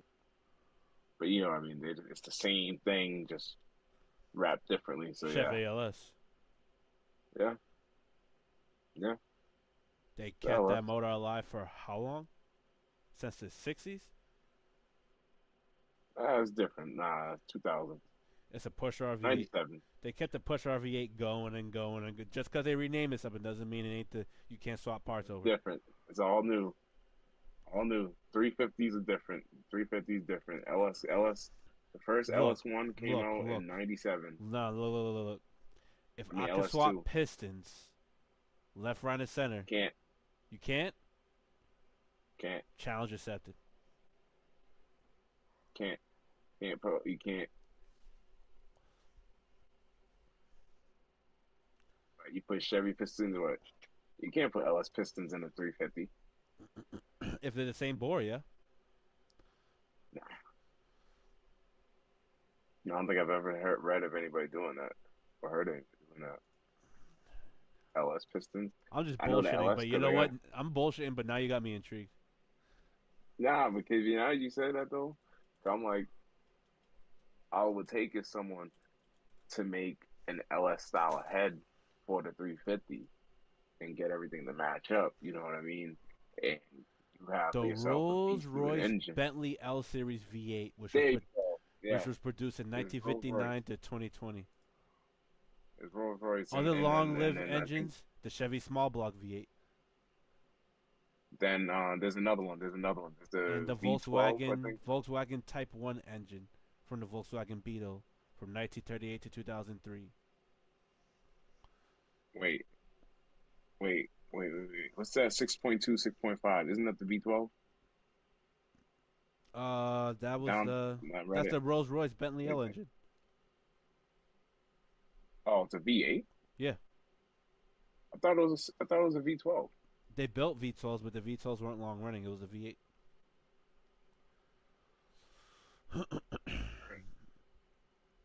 Wait, what? I'll double check. Hold on. Hold on. Rolls Royce Bentley I L feel like series. AI. Wait, I thought the whole time that was a V8. I mean a V12. But maybe it wasn't. I was gonna say rule. Wait, wait a minute. So you mean to tell me Yeah, that's a V8. that? So but watch this. So so Rolls Royce has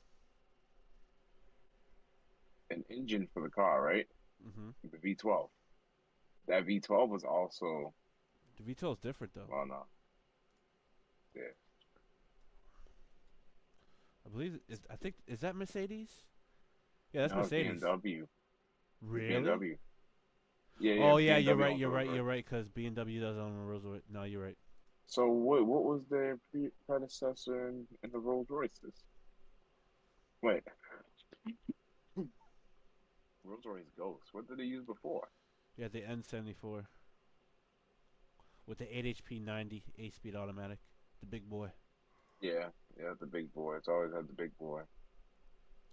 What Yeah, was because I the? forgot. I forgot B&W owns Rolls Royce. I've seen. No, It what's the? dawned on me because I went to their museum and I forgot that that was a section on the side Rolls Royce. Like, holy crap! So wait a minute. Damn, the whole time. So what happened to the old Phantom? Like I'm trying to think. Oh, that's the Phantom 5. So how do I just look at the Phantom? Oh, Phantom Wait, they 2003, just supply the engines 2017. to Rolls Royce. They don't own them. It's Bentley that I saw. Yeah, you're right. Okay, so who owns Rolls Royce? That was BMW. I would have saw their. It is the B&W group. Okay, that's what I thought. So B&W owns Rolls Royce. That's what I saw. Bentley's owned by Audi. Okay, that's what. Okay, Yeah, yeah. Bentley owns Audi. That's why whenever that's why they had the W12. yeah, I mean W. Yeah, they had the W12. I remember that now because I remember seeing the Rolls Royce booth over there. And who owns Mini? Is it B&W also? So while the whole time I thought that big Yeah, B&W. six point Okay, so whatever. I remember it was Yeah, B&W Rolls BMW Royce owns Mini. that. So the whole time I thought that when I saw 6.75, that was still the old V whatever engine, and but now I see they just made the same displacement as a hark and a relic to keep that Rolls Royce heritage alive, and now that makes me hate them. Well, not hate them, but like Bayerisches dislike them. Motorenwerk. BMW. Hmm. Bayerisch, BMW has an impressive Bayerisch portfolio. Motorenwerk. Automotive Group. Luxury vehicles company. Yep, and they have an impressive portfolio. I'll say that's Oh, for sure. why the X7 is so nice and stately. That's why, quick rant. That's why the new 7 Series. I understand that people are like, why do they make the 7 Series look so like that? It's because they're trying to show everybody that when they were selling you guys a Rolls Royce Ghost, you were getting a 7 Series. So now the 7 Series needs to be more stately You know what? and needs a I'm going to end on disagreeing to that. Because hey, that's straight bullshit to my ears. But hey, that's my hey, opinion. the new 7 Series has a nice look. You get a 50-inch flat screen in the back. Would you want that or would you want a Ghost? BMW is like, listen, let's flex our muscle real quick. Really? Nah. Okay, All right. I'm out of here. That's bullshit. You can't. I can't believe you ended on that. But X7, nah, nah. X7, Then or what's the Cullinan. XM? What's the XM then? The XM, Abomination. This dude, it's like X7 or XM. They're practically the same shit. No, the X7 is a Cullinan that's marked half down, the budget Cullinan, and without the auto closing doors. Now BMW's gonna add it because they have it on the 7 Series. So now the X7 is gonna get auto closing doors because the new Escalade has automatic closing doors. Everybody's getting automatic closing doors. That's gonna be the new feature you're gonna hate for I 2025 can't going believe into I can't 2026. believe we're ending off on this. That's stupid. But I'll let you have that. Why Yes. not? Stupid, stupid. Well, we are your hosts. I am Sarad. Here's Black, and look at that Rockstar Nation. We'll catch you on the